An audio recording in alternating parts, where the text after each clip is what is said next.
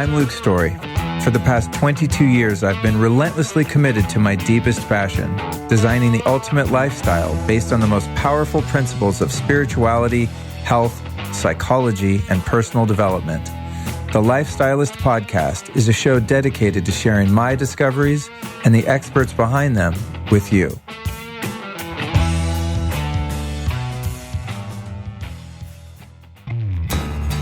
This episode would not be possible, folks, if it weren't for my friends over at Organifi.com. You can find all of their fantastic products, many of which I use on a daily basis at Organifi.com/Luke. If you're looking for something to start with, I would go for the green juice powder. Easy to travel with, super, super powerful and energizing, and so good for you. But not only that, it actually tastes good. It's not a green powder that tastes like mold mixed with cat litter and an old shoe. It tastes freaking delicious. It's minty. It has kind of a matcha essence. No sugar. Doesn't spike your blood sugar. Won't take you out of ketosis. It's just badass. It's a great alternative to buying super expensive, easy to spoil green juice. Now, I love my green juice, but I really love the powder. Also, I'd love for you to try the Organifi Gold. And I'll tell you what, this stuff actually is gold. I covet my bins of gold in my kitchen. I protect them. I look out for them. I only share my gold with very close friends. Now, actually, I give it to everyone that comes over because it's such an easy sell. And one little secret that my friends and family don't know is that I don't really do anything to it. You know, it's like they'll come over, make me that one drink. It's so delicious. And I feel special. But all I literally do is put like hot water and cold water, maybe some fats into it. And, you know, I might soup it up with some other smart drugs or something weird like that. But really, it's just the gold tastes so good. It's a great base for any other type of elixir or superfood drink or even like a paleo ice cream or anything like that. So the gold and the green are amazing, but they also have some protein and probiotics and a red juice and all kinds of rad stuff over at Organifi.com/Luke. Once you get there, use the code LIFESTYLIST and save yourself a cool 15%. Organifi.com/Luke. TGIF, what's happening? We're dropping a double episode on you guys today, a super bonus round. These episodes were recorded live at the Bulletproof Upgrade Labs 6th annual biohacking conference that I attended a couple months back. But before we jump into this very special part one of the bonus, let's talk about next week's episode. What? Kyle Kingsbury from On It, Next Level Human Optimization, Psychedelics and Life Mastery. Kyle's going to teach us about what happened to him when he ate penis envy mushrooms. Well, sounds crazy, right? You're going to have to tune in to get it.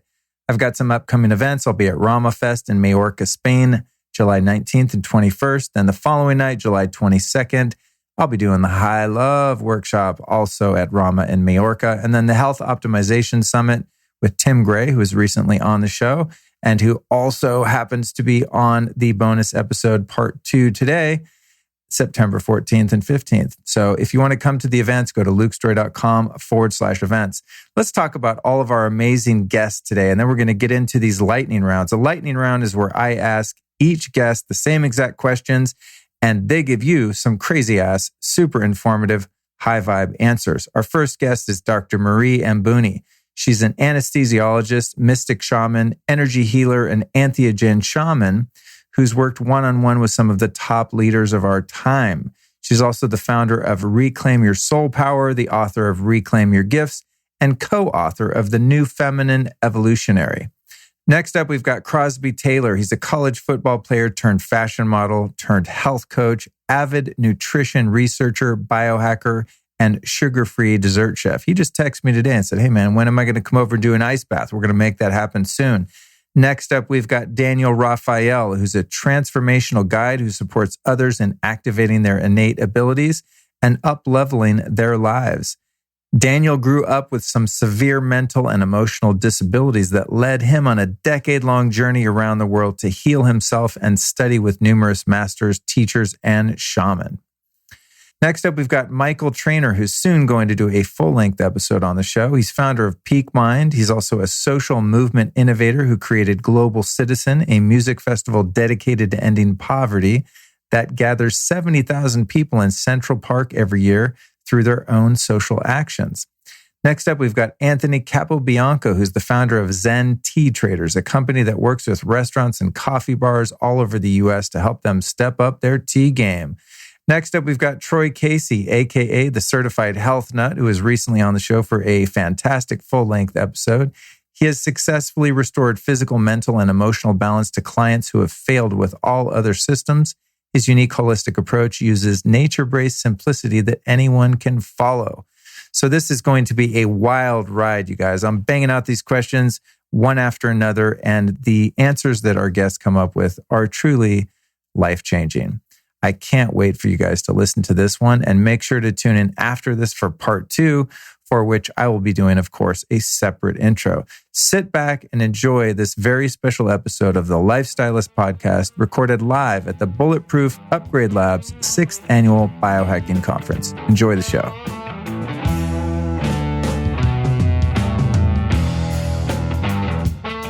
What is your name and what do you do?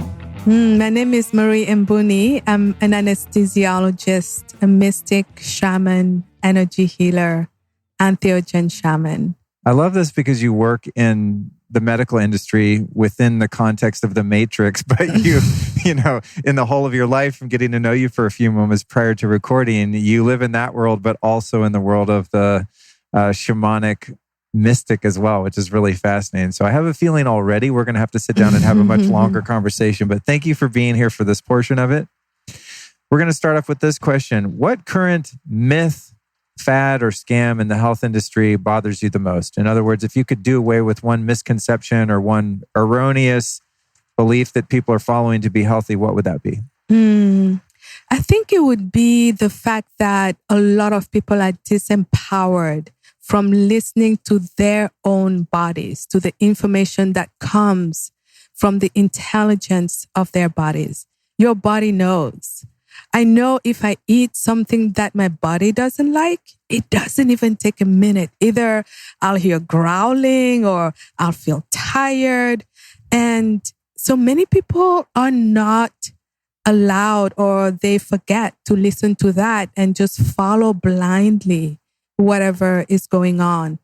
I think it's an important piece in really growing healthy, in really getting to the next level of our biology. That's great advice. You know, I had a moment a couple of days ago where I had come home and I ordered this food delivery service called Model Meals. It's amazing, organic, farm to table, paleo. They deliver pre-cooked, pre-made meals that I can just heat up. I'm not big on cooking. So anyway, I was out of town. I was at my girlfriend's place in Ojai, which is about an hour and a half from where I live. And it had been delivered on the day that I wasn't there. So it's sitting outside for a whole day at, 65 degrees or so, but it's in this cold packs. Had a buddy come over, put it in the freezer or in the fridge for me. And then I came home the next day and I pulled out one of the shrimp things. And I pulled it out and it was like shrimp on kind of zucchini noodles. And it was a little watery and I smelled it and it was a little fishy. And I had this intuitive thought. I was like, I don't think this is good, but I'll be all right. Yeah. And I cooked it and I was fine.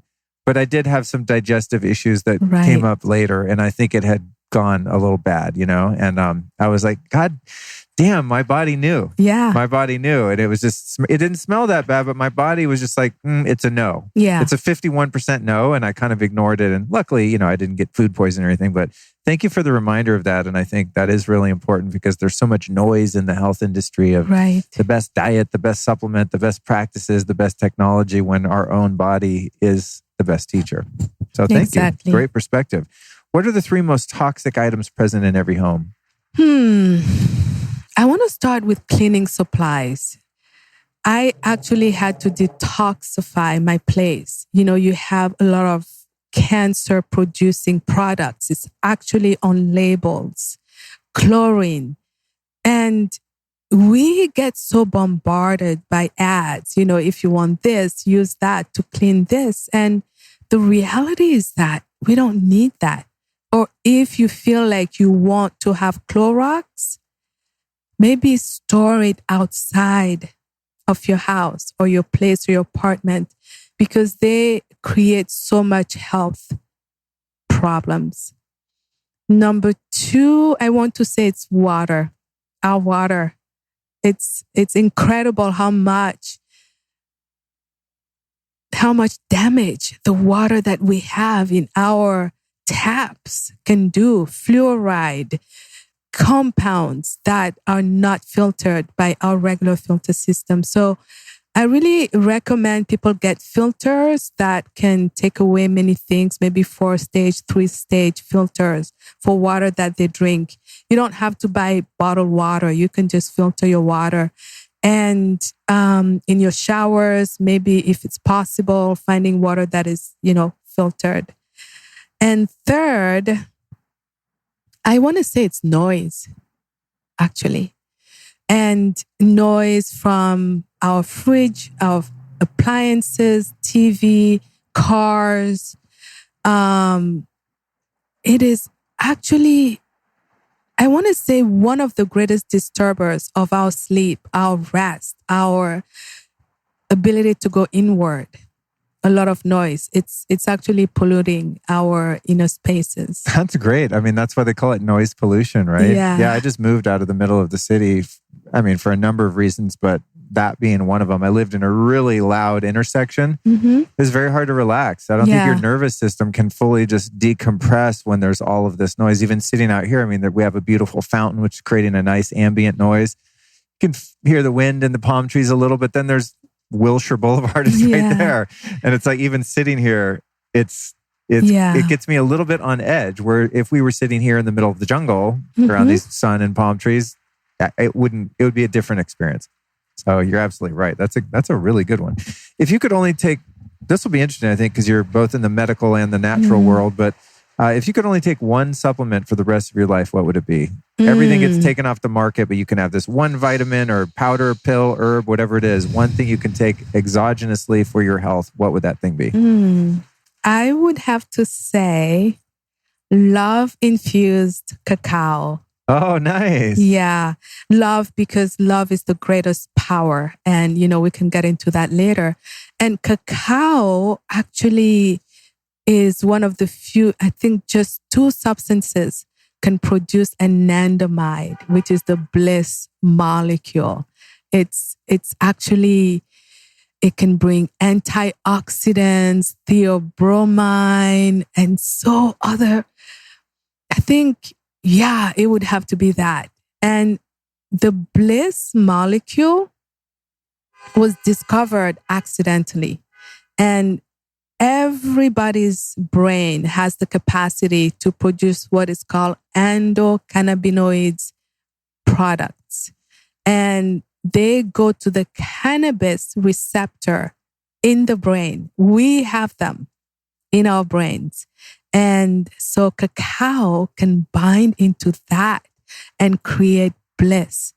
This is good for meditation, for inspiration, creativity, love, sex, you name it. So there's something behind why in a romantic setting one would bring chocolates and roses to their potential mate, right? Absolutely. That's funny. Yeah, that's always been one of my secret weapons with the ladies, is like, it works. I have really good chocolate sources. Yes. It's like, it works. It's great. You bring the cacao. I've yet to have a woman be like, I don't like chocolate. Actually, you know what? There was one. That's not true. There was one. One girlfriend of mine did not like the taste of chocolate. And I'm like, I would try different, okay, maybe it's a brownie, maybe it's some pudding, maybe it's a smoothie. It's like, nope, didn't like chocolate. But that's one out of a few. Yeah. Okay, so what's your number one free biohack? Something that doesn't cost anyone money, that really uplifts you and gives you longevity and power. Breath. The power of breath, pranayama. It is an amazing way to give yourself energy, to clear your energy, clear your brain. For those who are more out there, like, bring chi and prana to your system. And it actually changes your physiology of your brain. When you breathe in and out, the CO2 amount that you have in your cerebral spinal fluid changes the chemistry and the plasticity of your brain. So just by breathing alone, but really proper breath, where you allow your diaphragm to expand, your belly to expand, and then you hold a little bit and then exhale everything. You literally clearing and getting oxygen. It's incredible. You can actually get in altered states of consciousness just with breath alone. Incredible. One of my favorite ways to do that. I call it getting high on your own supply. There you go. It's free. What's the most, in your opinion or experience, personally, what's the most nutrient dense food on the planet? That's a tough one.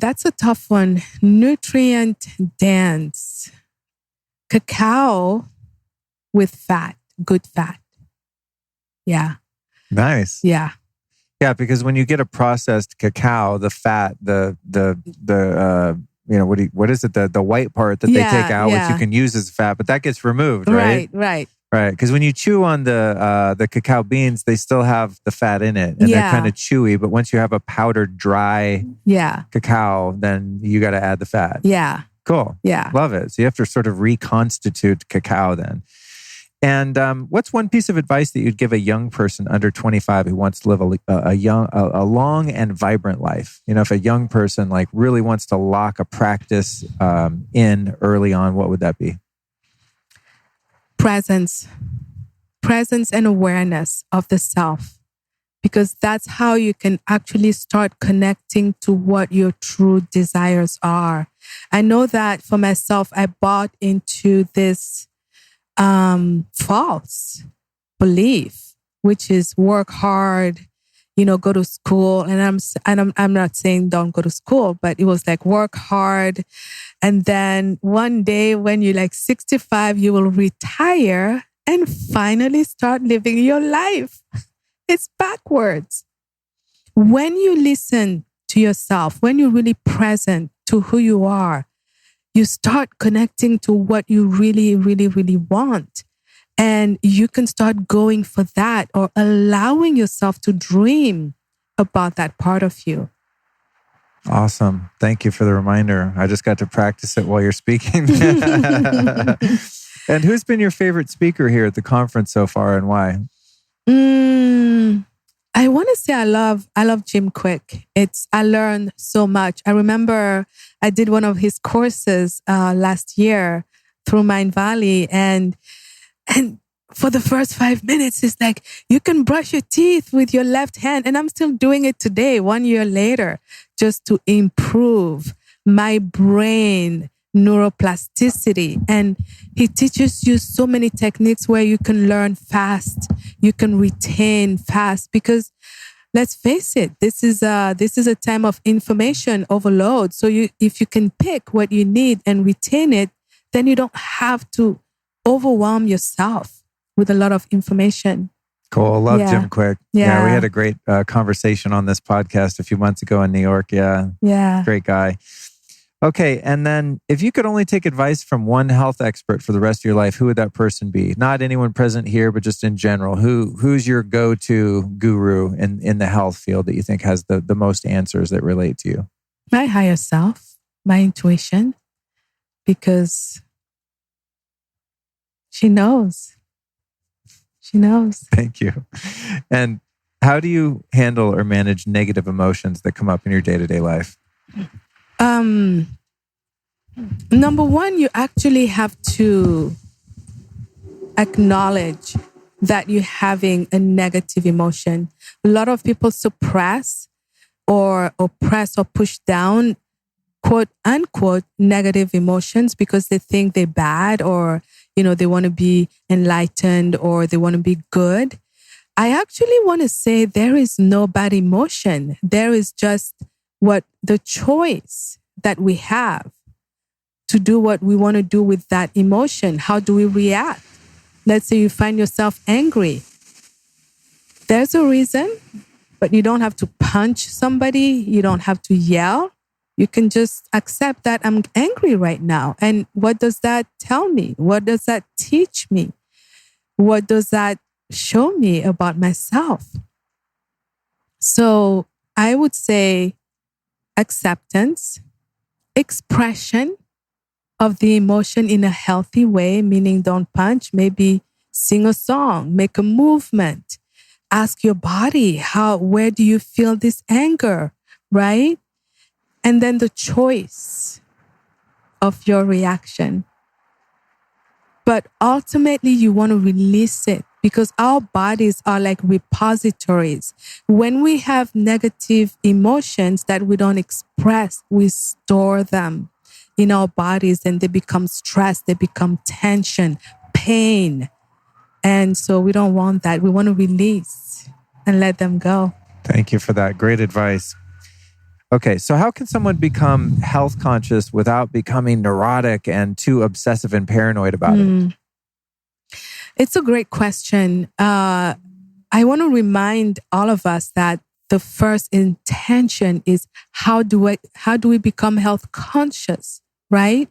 So when we remember that, we also need to be aware of where we are judgmental, where we become like when there's some bigotry that comes, into play. So when you want to be health conscious, always remember your intention and allowing other people to choose what they want to do. Everybody is just doing their best. I know many people on different types of diets who judge, oh, how come you eat honey? How come you eat vegetables? That's so bad and it's wrong. That's a judgment because everybody is coming from their best. So if we remember that, maybe we can release this war because these are actually diet wars. It's not Star Wars anymore. The diet wars. Yes. That's so funny. It is. Yes, they are. It is. The dogma. And so it's like, how can you be healthy if you're at war? They don't go together. Right. How can you be healthy if you actually fighting? You're fighting people, you're fighting food, you're fighting. It is not a relaxed state of mind, and your body gets stressed when it's in fighting mode. So if you start remembering that, maybe you can relax about what other people are doing. And if you want to share, insights or great advice, maybe do it less from a place of superiority. I'm better than you because I only eat kale. And maybe coming from a place of, I have discovered that I have so much energy by eating kale, right? And then the other person might be inspired, like, wow, let me try this kale. So they feel good and you feel good. And nobody feels put down, let down, right? And then the last part I'm going to say is that always listen to your body and not the fads, not what everybody says. Don't let anyone push you or anybody's idea or representation of what being healthy looks like. Because remember, the diets that we think are bad today were good even a couple of years ago. So who's to say that this thing that you think is like the best will not be proven to actually not be good? I mean, you don't know, right? Yeah. I've been watching the fads for about 22 years now. Right. Yeah, come and go, vegan, vegetarian, paleo, like carnivore diet now. Yeah. My brother's on the carnivore diet. He only eats beef, salt, pepper, and water. That's all he eats. And it's really interesting. And it's only been a few months, so we'll see in 10 years if he keeps it up. But he's the healthiest. He's late 30s. He's had a lot of immune system problems and things like that. I think because he was a C-section. That's my own theory on the gut biome. Another conversation. But he's not been incredibly robust and healthy, and he's the healthiest now that he's ever been. And all he eats is meat. And that meat it's like has a lot of dense nutrients, right? When it's like what I call. Sometimes I eat meat and people ask me, what kind of meat do you eat? And I'm like, I need to make sure they have been loved and caressed and really, taken care of. That's the kind of meat I might eat, right? If they haven't been loved and caressed and taken care of and, play, like, but that meat, nutrient dense, a lot of building blocks, because it's not just about the fat, or you want to actually make sure you build your muscle, you renew your cells, because it's not just maintenance. You want to build, you want to repair, you want to grow. So I can see that he's really healthy. Yeah. It's interesting. I mean, a lot of people are freaked out by that approach, but to me, it doesn't seem that balanced. No, it's not. It doesn't seem balanced to me either. I try to find a balance. Yeah. I eat some carbs. I eat some fat. I eat some protein. I eat a little sugar. I mean, I live a little. You know what I'm saying? Me too. I do want to ask you though. This is off my list of questions in the lightning rounds here, but I do have. Well, I've got 3 minutes exactly, actually.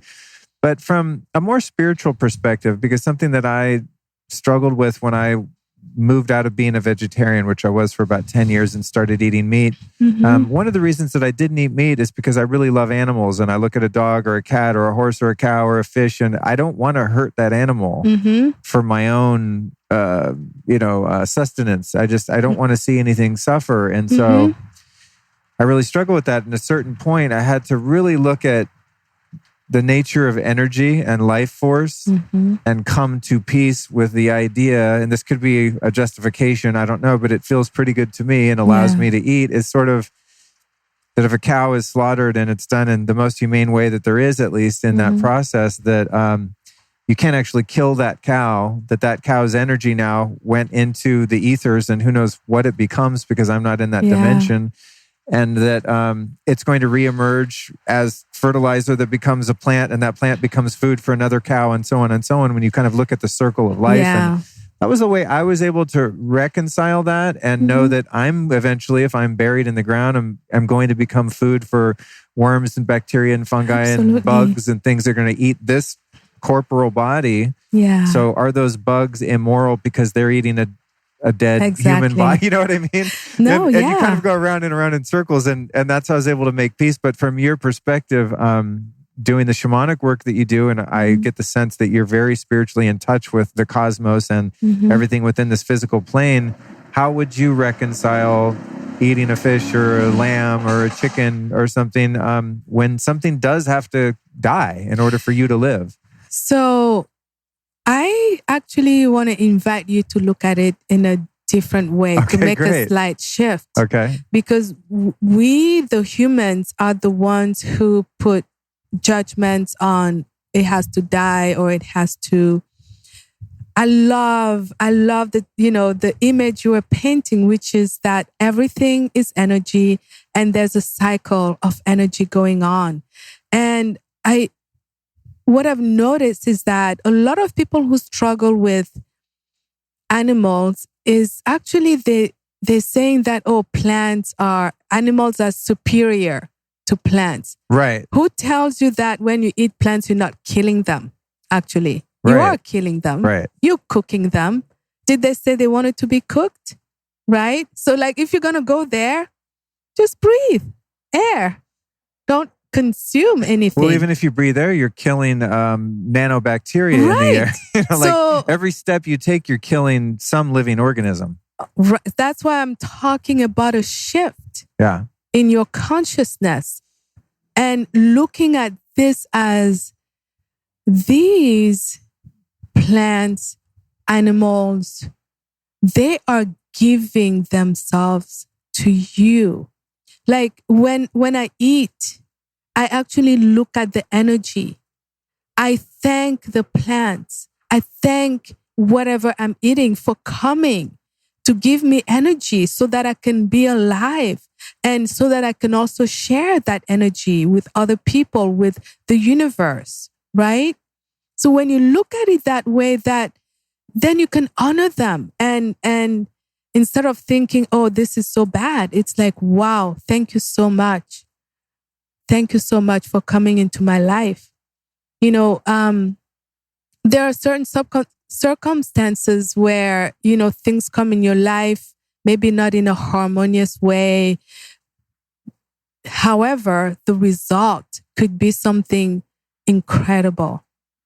So that's what I really want to invite people to do, is like honoring whatever came to nourish you, to nurture you, to feed you, to support you.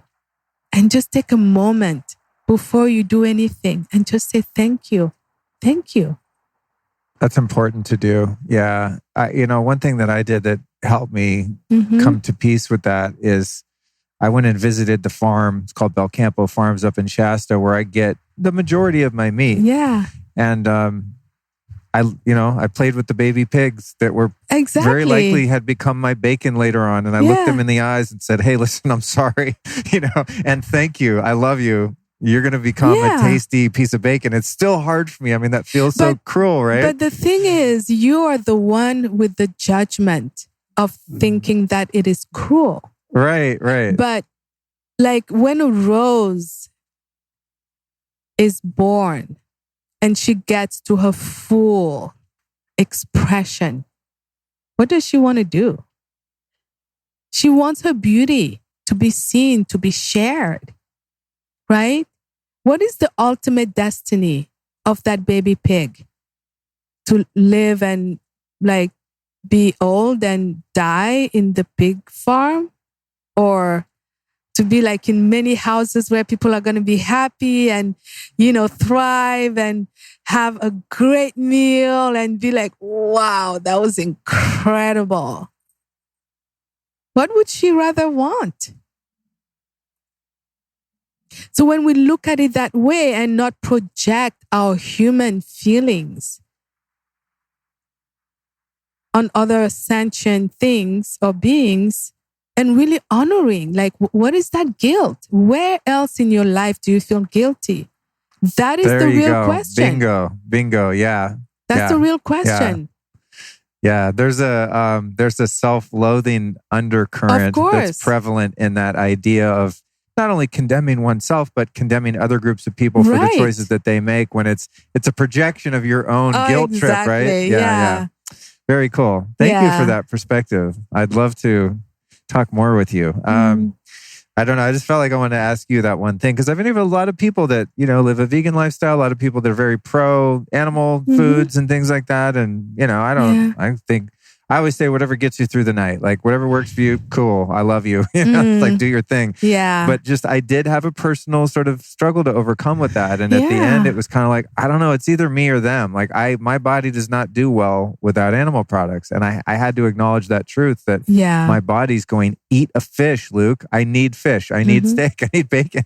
Yeah. And no amount of kale, dehydrated kale chips was going to make my body stop yearning for that. And I just had to listen. I'm 6'2". I'm a dude. Like, I need real food that makes me feel full and strong. And that happens to be animals some of the time. And, like a lot of these diets are constructs. I mean, let's face it. It's a whole, I don't want to open that kind of worm, but there's a whole industry behind every major fad.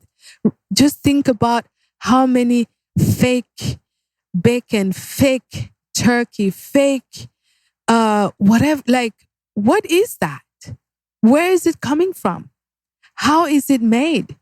Right. What is the carbon footprint of those products? Like, I mean... Good point. Right. Good point. I think that the processed foods is interesting. There's so many processed foods that replace just normal food that you get at the farmer's market. Right. And so it's like, what is that? Right? Yeah, it's interesting. And we're moving.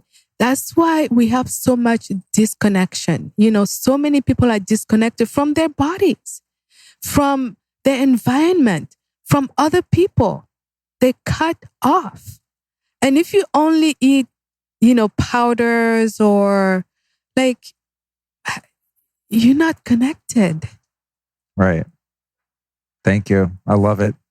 All right, we got to wrap it up here. Okay. A couple more quick questions for you. Do you have a spiritual practice? And if so, what is that for you? I do have a spiritual practice. And I actually want to say my whole life is a meditation, presence, gratitude, radical forgiveness, are really important. Of course, plant medicines, all those things. But an everyday practice is gratitude, forgiveness, self-love, self-acceptance. Big. Love that. Thank you. Mm-hmm. What's going to be the biggest biohack of the next 5 years? Where do you see the future of physical health going? What are the breakthroughs going to be that you see that we really start to crack the code of disease and, premature aging and all of this? You know what? This is a dream of mine. Energy intelligence, where we start hacking our energy field, our chakras, our auras. It's actually measured. Sometimes when we use words like chakra or aura, there's a collective, sometimes judgment of what does it mean? What is it? But science is finally catching up. So when you can hack your energy, because a lot of diseases are actually due to blocks or misalignment in our energy field, like blocked anger usually causes cancer. It's been shown. So hacking our energy field, catch everything before it even goes into the physical and blast it. Oh, that's awesome. That would be great. I love that. All right, man. Well, I think that does it for us. So where can people find your website, social media, anything that you'd want to promote, or if people just want to learn more about you and your work? My website is mariembouni.com. Instagram, Dr.Marie And spell that out for our listeners that... MARIEM, B as in boy, OUN as in Nancy I. That's on Instagram and Facebook. What am I excited about? I'm going to be speaking with Don Miguel Ruiz at the Gathering of the Shamans in Sedona. Oh my God, that's amazing. Yeah, it's incredible. Wow. It's in May, and he's been an inspiration for me for a long time because he's a physician who also embraced his shamanic self. Like he was, he's a doctor too. Yeah. Yes. Oh, that's cool. Good for you. Yeah. That sounds cool. Yeah, I'd like to interview him someday. Amazing human being. Well, thank you so much for joining me on the Lifestylist Podcast. Until we meet again. Thank you so much for having me. So honored. Thank you. Thank you, Marie. We'll be right back at you after this brief but important announcement. If you've been listening to the podcast for a while, you've probably figured out that I'm completely obsessed with health and wellness. What you might not know, however, is that I've got a store over at lukestory.com/store where I link out to every single product that I use in my personal life. So if you're into upgrading your sleep, looking for the best in EMF protection, wanting to find the most effective and cutting-edge biohacking technologies and healing devices, looking for the best medicinal mushrooms, herbs, superfoods, the highest quality skincare products and makeup. There's even an entire category of products dedicated to travel and jet lag, which is one of my personal passions. You can find all of that over at lukestory.com/store. What's even cooler, though, is that in most cases, a special discount code is provided for you as a listener of the show. So go to lukestory.com/store.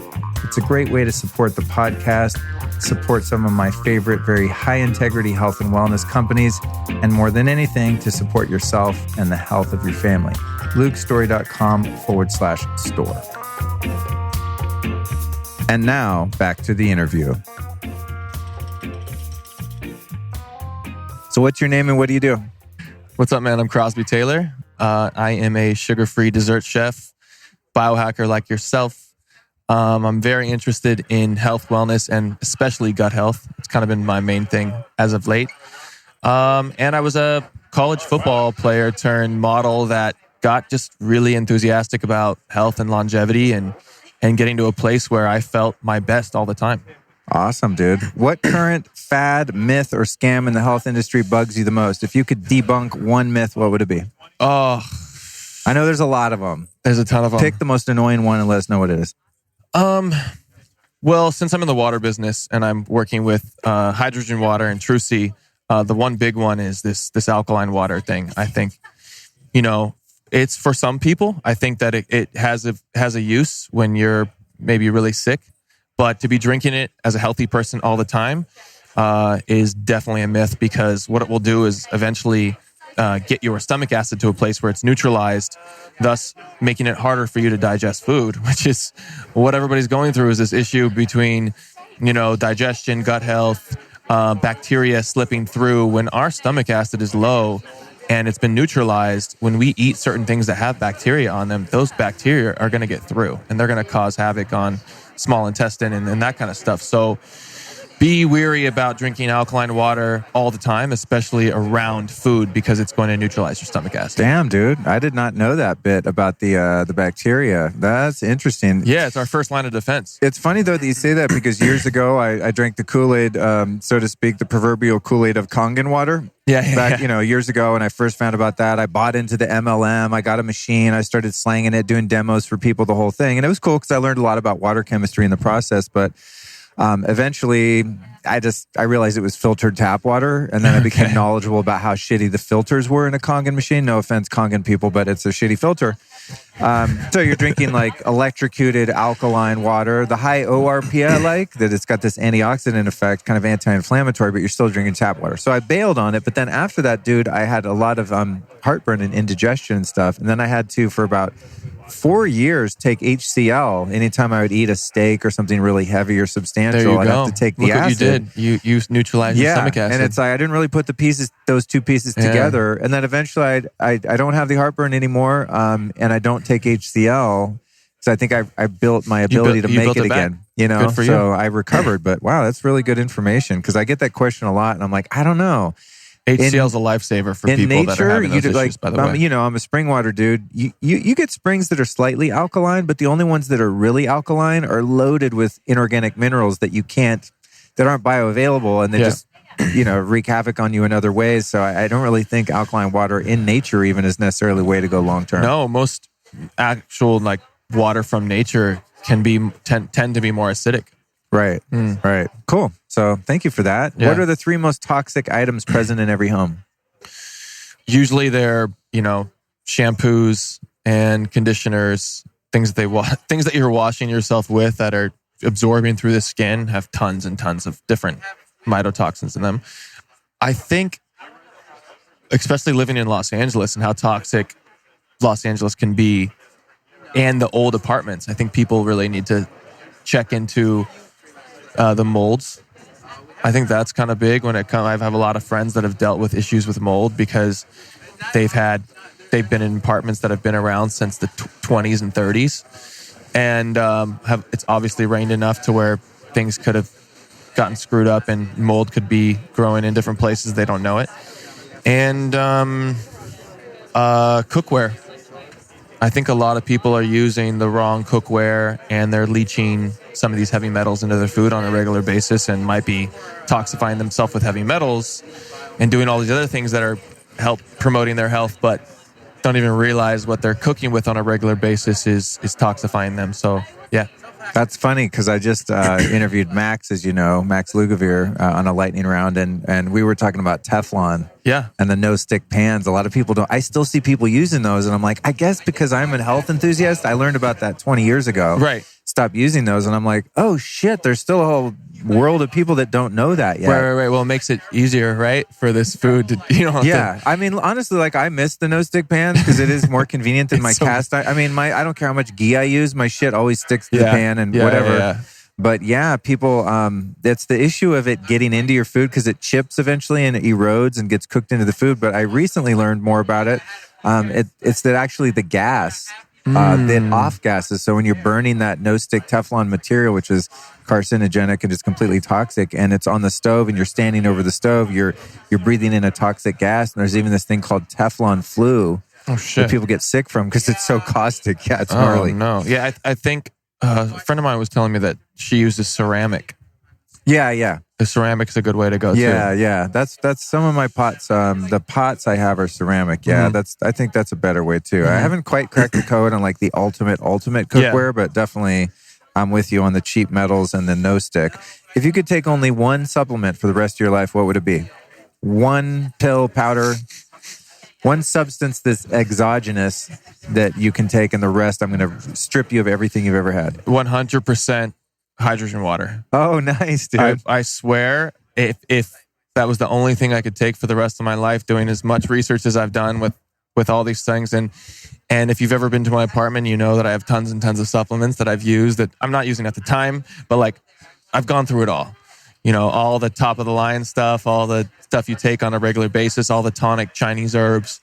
And the one that's really helped me when it comes to inflammation and just overall energy, cognitive function, it would be hydrogen. And I think it really falls back on this idea that hydrogen puts your body into a place that needs to be. It's homeostasis.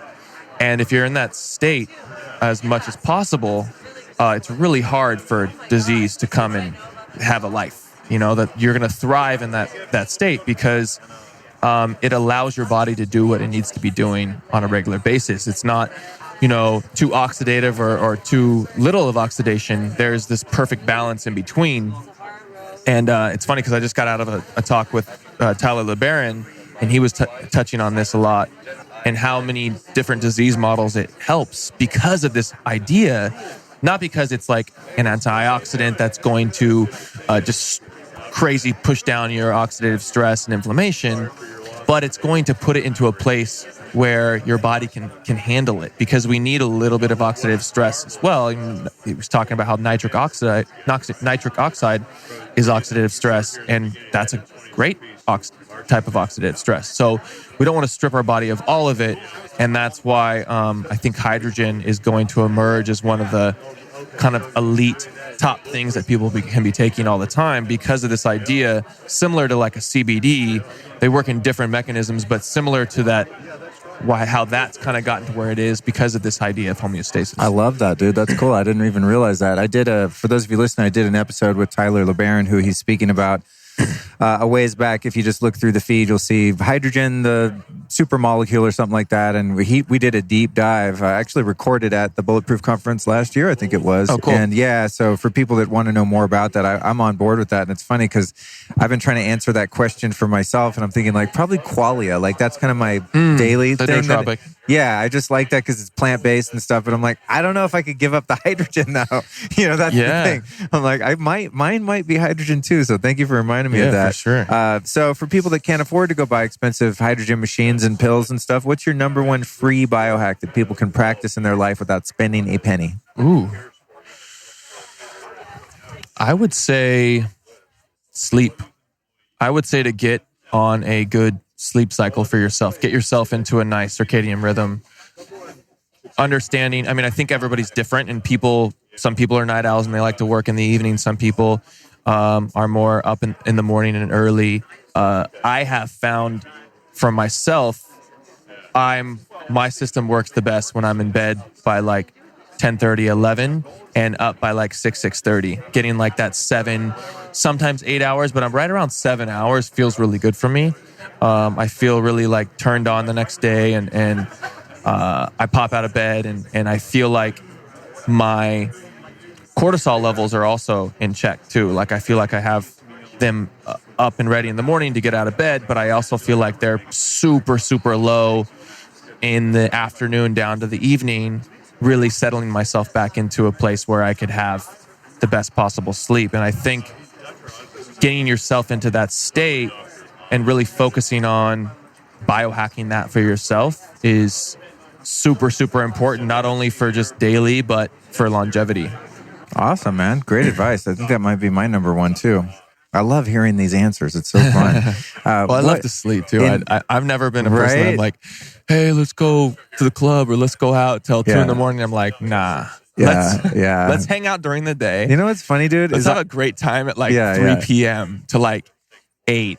and have a great dinner and then all disperse and go get You know our own what's funny, sleep. dude, about that is I really procrastinate and put off going to bed, and I tend to stay up much later historically than I would like to. It's sort of like a habit I've been trying to break since I'm 1 year old. But then once I get in bed, I'm like, oh my God, this is amazing. Why didn't I do this 3 hours ago? I know. Because it'll be 1 a.m. or something. I'm like, God, dude, this would have been just as sweet at 10 or 10:30. Yeah. But it's challenging for me to get that, and I find I need more hours of sleep the later I go to bed. Whereas if I was to fall asleep at 10:30, I could wake up at 6:30, be rocking. But if I go to bed at midnight, I want to sleep until 9 because I don't get as good of sleep, you know? Yeah, and I think there's research and evidence out there that, you know, the further you push yourself through that kind of threshold of when your body wants to be going to, because there's a, you know, catabolic type morning and anabolic evening that your body wants to kind of be on schedule with.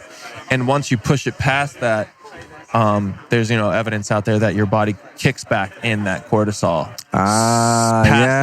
Which is what keeps you up, which is what gives you that drive to be up till 2, 3 in the morning doing work. Damn it, that's what's happening to me. And then you have this kind of like high level of cortisol that's kind of blunting a lot of the results that you want with other things, I think. Cool. Thanks for the insight. In your opinion or experience, what is the single most nutrient-dense food on the planet? Jeez. I'm going to have to say, might be weird for people, I say this I wish I ate it more because it's not delicious, but I think that every time I did used to eat it, and every once in a while, I sprinkle it into my diet and I get this crazy huge charge from it. And you don't really want to cook it too long either, but I would say like grass-fed and finished beef liver. Yeah. Super nutrient dense, super packed with the right B vitamin complex, super high in B12 for people that are, you know, dealing with blood deficiencies and iron deficiencies, anemia, those kind of things. But this is like, it's like electric food. It feels like this like jolt of energy. And I'm a meat eater. I like, you know, I would say I'd classify myself as more like in the paleo place. If anything, I avoid some foods, and I'm not like eating tons and tons of meat all the time, but there's something about some of these organs that are really, really super dense in nutrients. And going back to, you know, when it was just, when you think about like animals roaming around, when there's, you know, a carcass dead there, they don't go eating all the flesh. That's true. They go for all the organs. Wow, yeah. They go for all the organs. That's interesting. Or if you watch a pack of lions take down a gazelle, they're not like chewing on the thigh. No. They open up the gut and they eat all the organs out. All the organs. That's funny. And then the scavengers actually come and kind of pick the skin and the muscles and tendons off the bones. But they left it all. The first responders of the predators are fucking eating the spleen, the heart. They intuitively go for those nutrient dense organs. That's cool. God damn it. The vegans are going to hate that answer, but whatever. Yeah, I mean, you know, you got spirulina on the other end of the spectrum. You know, so there's something for everyone. Yeah. What's one piece of advice you'd give to a young person under 25 who wants to live a long and vibrant life? You know, to the emerging, up and coming biohacker that wants to crush it. What would you do if you were young? If I was young, I would start to, in my early phases, kind of look at how I'm creating stress and inflammation. Because I think when I look back at because I played college football and I get done playing at 23, and I'm about to be 34. And I feel like a lot of the things that I did to my body then, not knowing how to recover at the time then, there's nothing wrong with like going balls to the wall and like going all out and being somebody that's training hard and all that kind of stuff at a young age, but understanding what you need for that recovery, food-wise, hydration-wise, rest-wise. Those are really big ones that when I was younger and kind of spoiled in a young, you know, like a 18 to 22-year-old body, going crushing workouts and doing 3-hour, you know, practices, and then going and eating like a plate of pasta, and then not sitting in an ice bath, and then not getting proper sleep, and just going and drinking, going out and having, a night out with friends, drinking. These are all normal things that we're going to do when we're younger, but understanding, okay, what can we do to offset those things so that I don't feel them as much as I feel them now at 33 and 34. Love it, dude. Who's been your favorite speaker here so far, and why? Well, I've been kind of allocated to the Trucy booth most of the time. Have actually only been able to catch Tyler LeBaron speak. Oh, okay. Well, that's appropriate. So Tyler, if you're at the hydrogen product booth, then that's the one you want to see the hydrogen. Yeah, the CEO and the co-founders of Trucy and Tyler talked for a bit, and I learned some things that I didn't know about it. So that was cool. I wish I would have got to see Dr. Mercola talk. Yeah, me too. You didn't see him either? No, I haven't seen anyone at all. I saw Schallenberger for a few minutes during lunch because I just had to wolf down some salmon. But yeah, I've just been recording the entire time. Amazing. Yeah, and then I really like what the bio-optimizers are doing with their enzymes and probiotics and stuff. So I wish I would have been able to sit in for, I think one of the guys, Matt, one of the co-owners of the company, talked about it. But Wade is kind of like another face in the company that has a lot going on. You know what? Wade sent company. me some of their stuff, and I've been using their enzymes quite a bit. I really like the enzymes. Yeah, there's like something really amazing and reactive happening when I take 2 to 3 enzymes with a meal, especially if it's dense in protein. I feel like I just did 15 reps of like push-ups or bicep curls after the meal, because it's actually getting broken down and digested and into the tissue, as opposed to eating it and it not being completely digested and just sitting around and creating all this bad bacteria before it's ready to be passed the next day. And there's a huge difference. And we're, as we get older, our enzymes deplete heavily, and people don't realize that it's one of those, I think, savior systems. Definitely one of the things supplement-wise that I'll be taking probably for the rest of my life. I think that enzymes are huge. Cool. Yeah. And how do you handle or manage negative emotions? I'm pretty even-keeled myself, but I think I've gotten to this place, because I wasn't always there, but I think I've gotten to this place where just understanding and accepting all of everything that's happening around me, as opposed to being resistant and creating that negative emotion in the first place, has really helped. Just so that brain rewiring that I've kind of done on myself of just acceptance of all that's happening, but also breath work. I was one of the guys that was a founder of a company called the Wildfire Initiative. We do these breath work and meditation and hikes at Runyon, and we started doing these things at Alo Yoga. And a good friend of mine, Brian Ellis, kind of walked in the very beginning stages, taught me how to breathe. And I think that's huge. I mean, our negative emotions and how we deal with them have a lot to do with our breathing. And so when we're holding our breath all day long and creating this resistance, and that stress piles up a lot more, and you can have these like outbursts from things, as opposed to something coming in, obviously it upsetting you, creating this negative emotion, and being able to like go into a breath work that helps to accept that and also release it in a way. Awesome, man.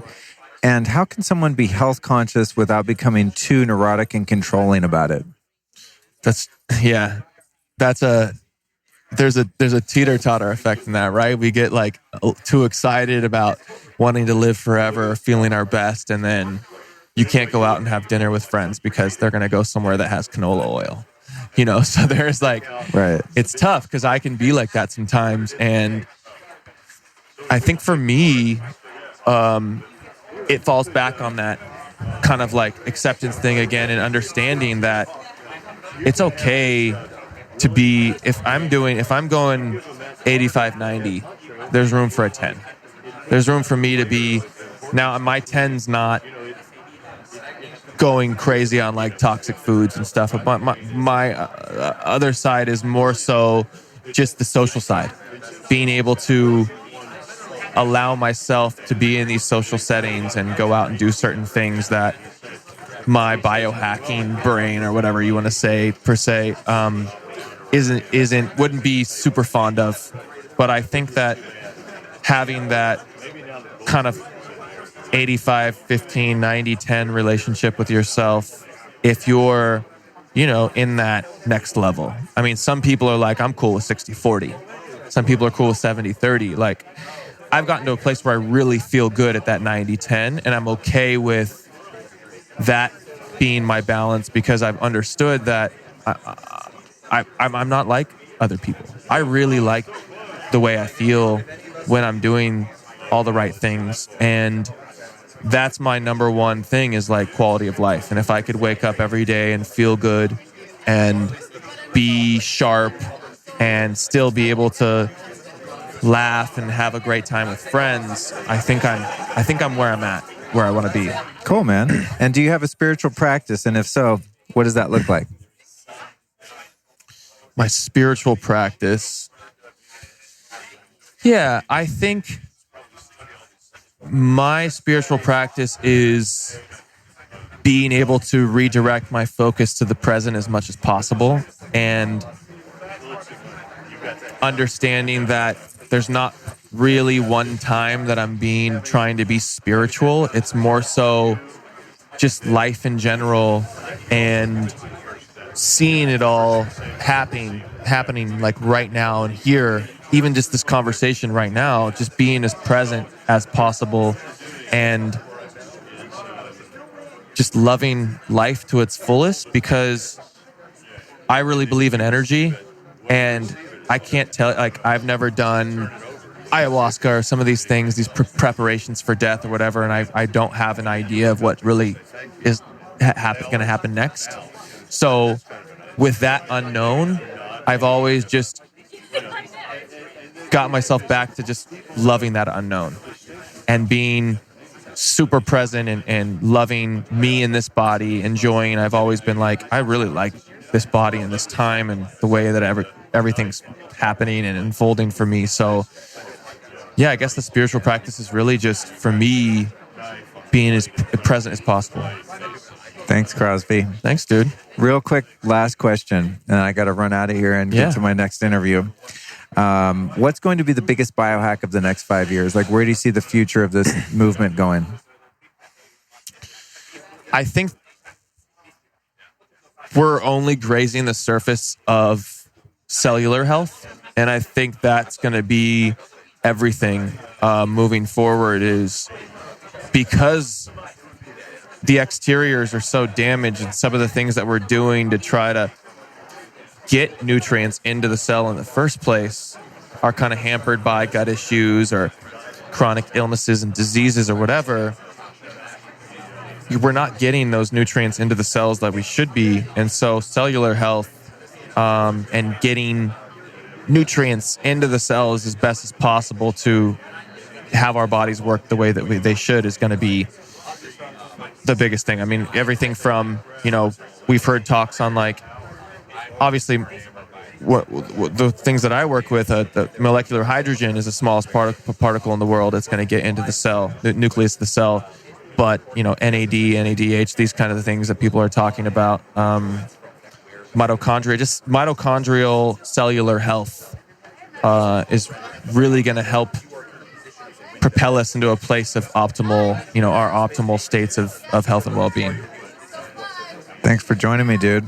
Thanks, Appreciate it, Luke. Great. Thanks for having me. Yeah, Thanks it's great for to hear your me here perspective. We've known each other for quite a while, and I'm like, oh, I got to get him on the podcast. And every time I see him at Air One, I'm like, dude, when is your cold plunge going to be ready so I can come jump in? We're super close. The cold plunge is ready. Now I just got to kind of dial in the yard a little bit, and I feel like, okay, now I can open it to friends and family. Cool. So where can people find you? Website, social media, anything you want to direct people to? Yeah. Oh, I'm mostly pushing out all this content on Instagram at Crosby Taylor, CrosbyTaylor.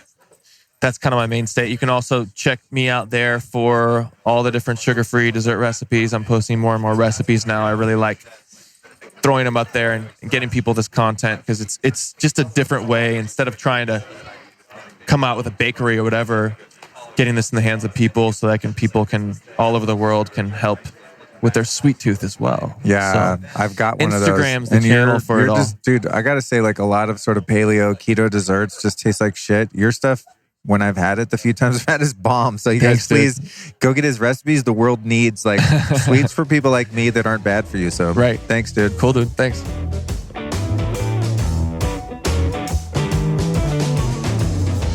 All right, what's your name and what do you do? I'm Daniel Raphael, and I'm a transformational guide. Support people in activating their abilities, their consciousness, and optimizing their life. Rad. Let's do that. Let's do that for the audience right now. What current myth, fad, or scam in the health industry bugs you the most? What misinformation would you like to do away with? I think a newer one that's gone pretty popular is the overuse of psychedelics. They definitely have saved my life and help a lot of people, but because of so many people using them over and over again and not the correct settings, it's doing a lot of harm as well. And so that's something that I wanted to share. Yeah. Cool. Love it. I just had a conversation with someone about that last night, actually. It's a double-edged sword. You know, you have more people waking up, you have more people exploring psychedelics and indigenous plant medicines and things like that. But then you also have a bunch of people partying, just like being idiots about it. Yeah, definitely. Yeah, so it's good to have a little bit of balance in there, isn't it? Okay, so what are the 3 most toxic items in every home? Tap water with fluoride, and a lot of the cleaning supplies definitely have a lot of chemicals in it. And, most of the food that we buy in stores is actually toxic. So GMOs and non-organic foods.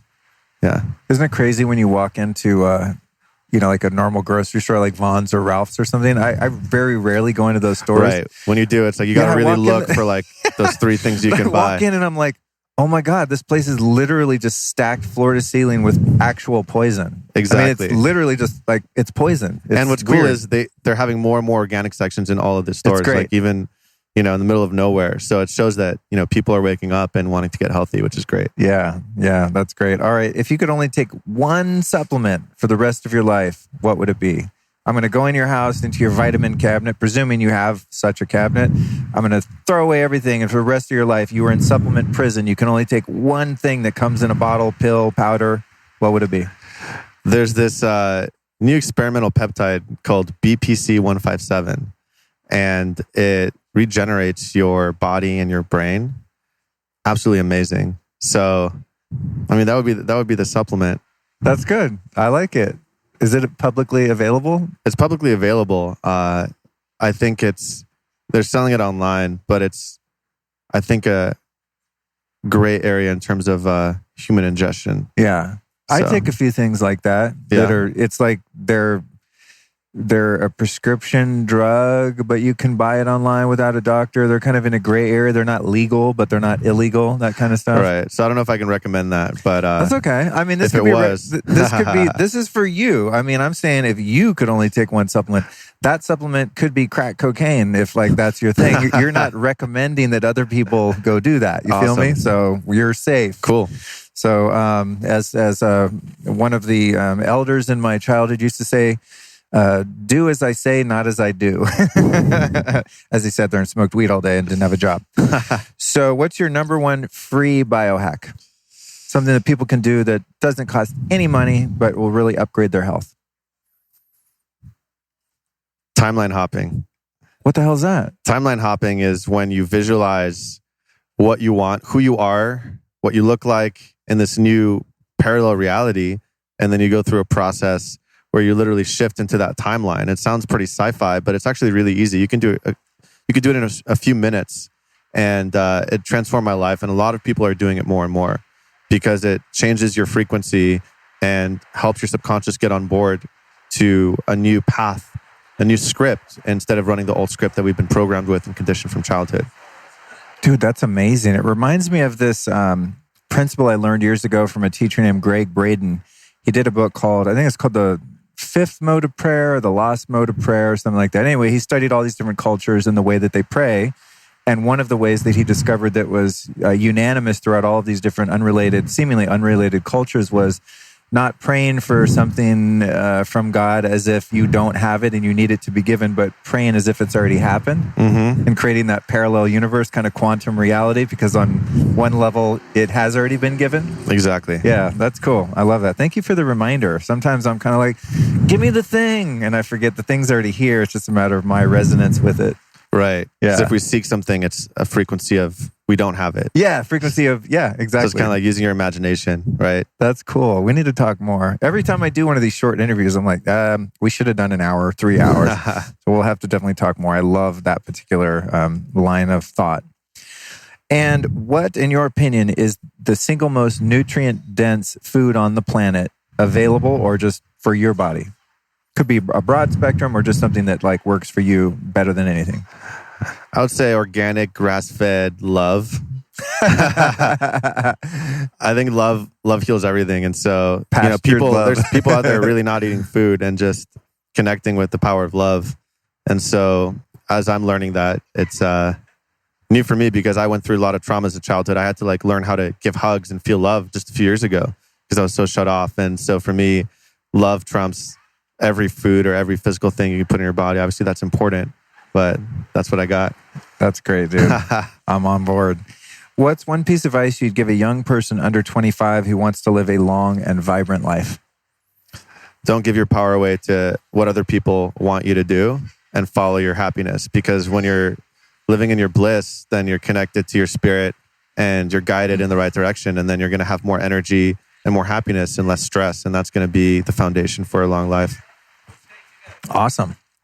Who's been your favorite speaker at this conference so far and why?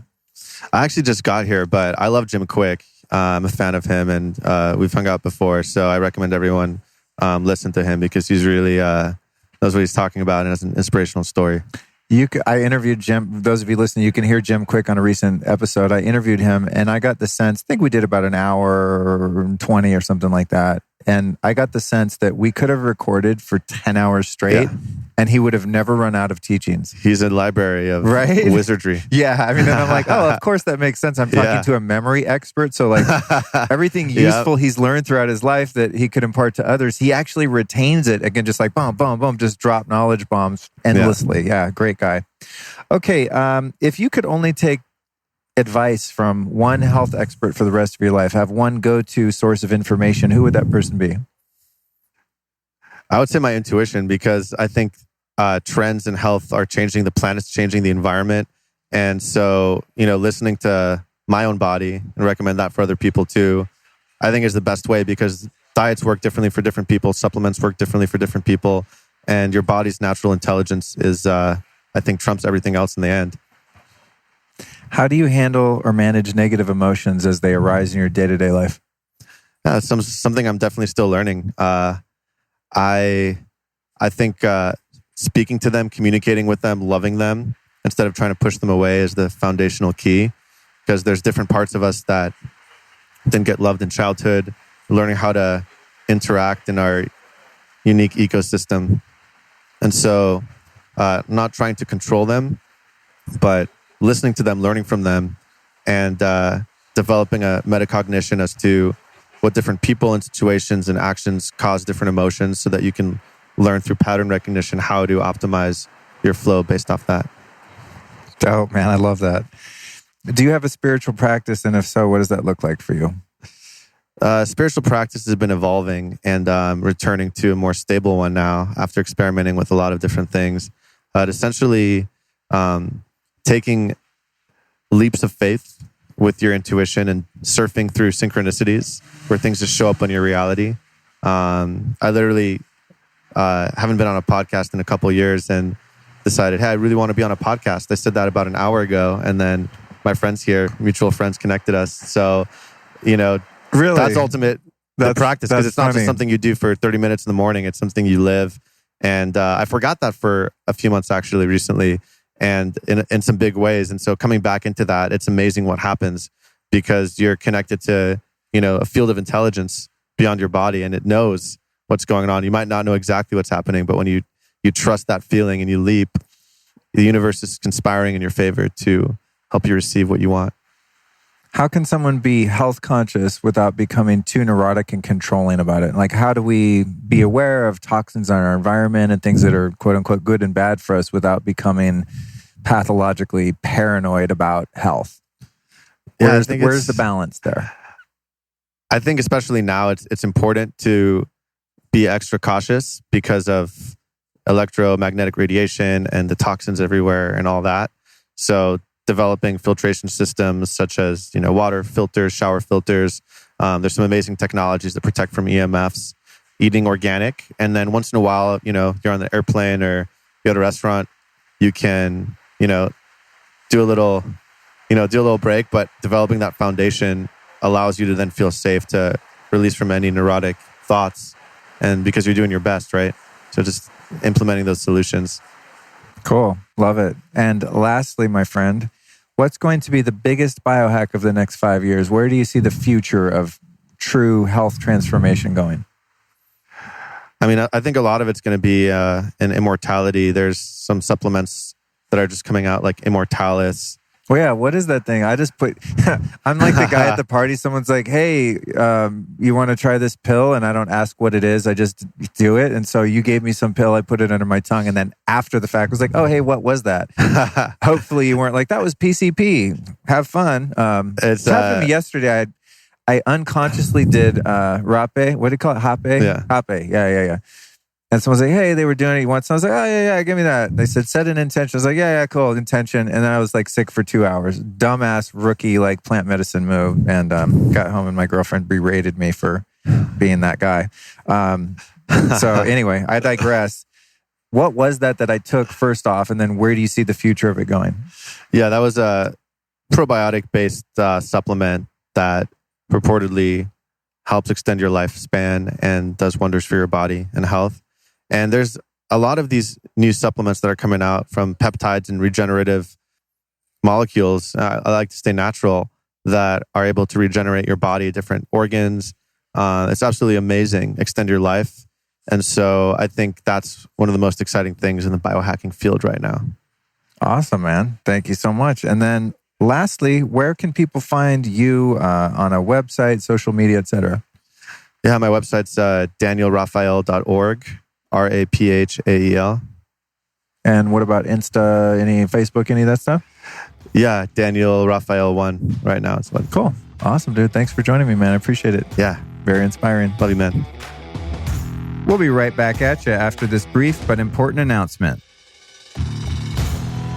Before I launched this podcast in 2016, I spent about 17 years in the trenches of Hollywood working as a fashion stylist. And during that whole time, I was completely obsessed with health and wellness, just like I am now. But my day job was working on set. And one thing that I noticed in all those years was that people continued to use all of these really toxic personal care and beauty products, specifically the cosmetics. So over the years, I've really kept my eyes open for cosmetics products and beauty products that aren't toxic and don't kill you, to be frank. And there's been many that have come out in the past few years, which is great. Some of them good, some of them not so good. I recently found one that I'm really excited about. It's called Beauty Counter. You can find them at beautycounter.com/Luke Story.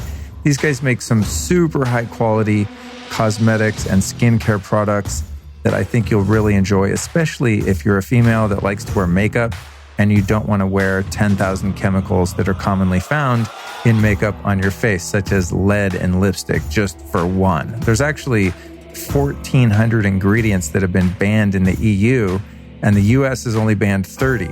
So it's a pretty treacherous industry out there, and I really want to see people using the healthiest stuff out there. So if you're interested in checking that out, I recommend that you go to beautycounter.com/Luke Story. That's beautycounter.com/Luke Story. Very cool company, very conscious, really high quality products. You're going to love it. And now back to the interview. What's your name and what do you do? My name is Michael Trainer, and I have a company called Peak Mind, which helps people optimize their full potential. I have a podcast called Peak Mind with Michael Trainer, and I throw large-scale events. Awesome, man. What's the current fad, scam, or myth in the health industry that you would like to debunk? Well, I don't know if it's necessarily a fad, but I live here in Los Angeles, like yourself, and there's a lot of quote unquote shamans, which I think it can be quite dangerous in terms of people who haven't necessarily. I lived with a 7th generation healer on the southern coast of Sri Lanka for 2 years. And there's a reason why that lineage is passed down, and that there's rites of passage to be able to hold certain information. And I feel like there's a fair number of people in this community that go to Peru for a week and come back and have seen, which is beautiful that they've seen a different aspect of themselves, but then to try to hold space for others to do the same, I think can be somewhat dangerous. Wow. Great point. I was talking to someone last night about that because they watched me with dismay as I kind of flippantly did some hape yesterday and got really sick. And they're like, dude, you're not respecting the medicine, And I was like, okay, you're actually right. Yeah. I was like, very, I'm guilty. Okay. Guilty as charged. I was being that guy. Yeah. And so it's important. I think with powerful medicines like that, thoughtfulness and having that lineage behind you is important. I would agree. Yeah, I'll say one more thing about that. I think what we often, because we've grown up in the West, we sort of look at something in its physical properties. And I think and by no means am I an authority, but what I've seen is that with a lot of these medicines, especially from traditional contexts and cultures, it's not just the physical entity. There's actually oftentimes a lineage or a spirit behind it, and the context of the community and the person that's holding the space for that medicine is equally as important as the physical property itself. Wow. God, someone was just telling me that same thing last night. That's so funny. So funny, dude. That's great. I'm like, I wish she was here right now to be like, see, my friends know the real shit. Stop busting my balls. Okay. What are the 3 most toxic items present in every home? Oh, God. Well, I think mold is so much more of an epidemic than we realize. There's estimates. Dave said last night 100 million homes in the U.S., but mold is profoundly toxic. Obviously, there's Stachybotrys, but mycotoxins can cause such a multitude of symptoms that many people don't even know about. So I'll start there. Secondly, I think, unfortunately, one of the most precious but most taken for granted items in all of our lives is water. And we've seen in Flint, Michigan, what happens when our water sources get polluted and become toxic. So I think, and unfortunately now with the multitude of pharmaceuticals that are being dumped into our waterways, the EPA rollbacks that are now happening, which are allowing more chemical droppings, I think that's another issue. And then I think the other factor is, frankly, so mold is an aspect of this. I think, toxins in the air, off-gassing from carpets, from our furniture. There's so many chemicals, and unfortunately, it's sort of the innocent until proven guilty is our way of going about things as it relates to chemicals, but we have no idea how they affect the human physiology. And I think, we talk a lot, especially in this environment, about the different types of vitamins, et cetera, that we put into our bodies. But, at the end of the day, if you're sitting in a toxic environment, it doesn't matter how many green juices you're drinking, you're basically besieged with toxins. And I think, unfortunately, one of the issues of our time will be, how do we deal with the multitude of new inputs that we have no idea how they affect our physiologies, and how can we start to adopt based on those inputs and help to detox? Rad. Excellent, dude. If you could only take one supplement for the rest of your life, what would it be? I give you one bottle of pills every month that gets delivered on the first of the month, but you can only have one. What is it? Great question. My gut, pun intended, my gut would go with a really high-end probiotic, because our enteric nervous system, our gut, is so intricately linked to our brain. And many of us, including myself, have, grown up on antibiotics and such that have taken a lot of the healthy bacteria away. And, we know about now, the sort of the serotonin, 80 to 90% of our serotonin is produced in our gut. But many of us have wreaked havoc on our guts. And I think being able to help our guts do their jobs have profound effects on our health, beyond which I think we're just basically at the frontier now of knowing the degree to which our gut affects our health. Awesome. And what's your number one free biohack for people that don't have the money to spend on a fancy probiotic or other supplement or technology? Man, Two. One is right here. I mean, we are in the sunshine, and the vitamin D, but also just the feel good factor of being in the sun cannot be underestimated. And secondly, and my favorite way of doing this is the ocean. Although I know you just created a very beautiful cold plunge, cold showers, baby. Cold increases endorphins, obviously improves circulation, reduces inflammation. So many positive benefits to cold exposure. So I would say controlled cold exposure would be my free biohack for everyone. Awesome. But one of the things that I really love about having that ice bath now, which is now in the backyard, is when it's 90 degrees out in LA and the sun is just blazing on you. And in summer, when the sun's like directly overhead and you're in 35-degree water. Yeah.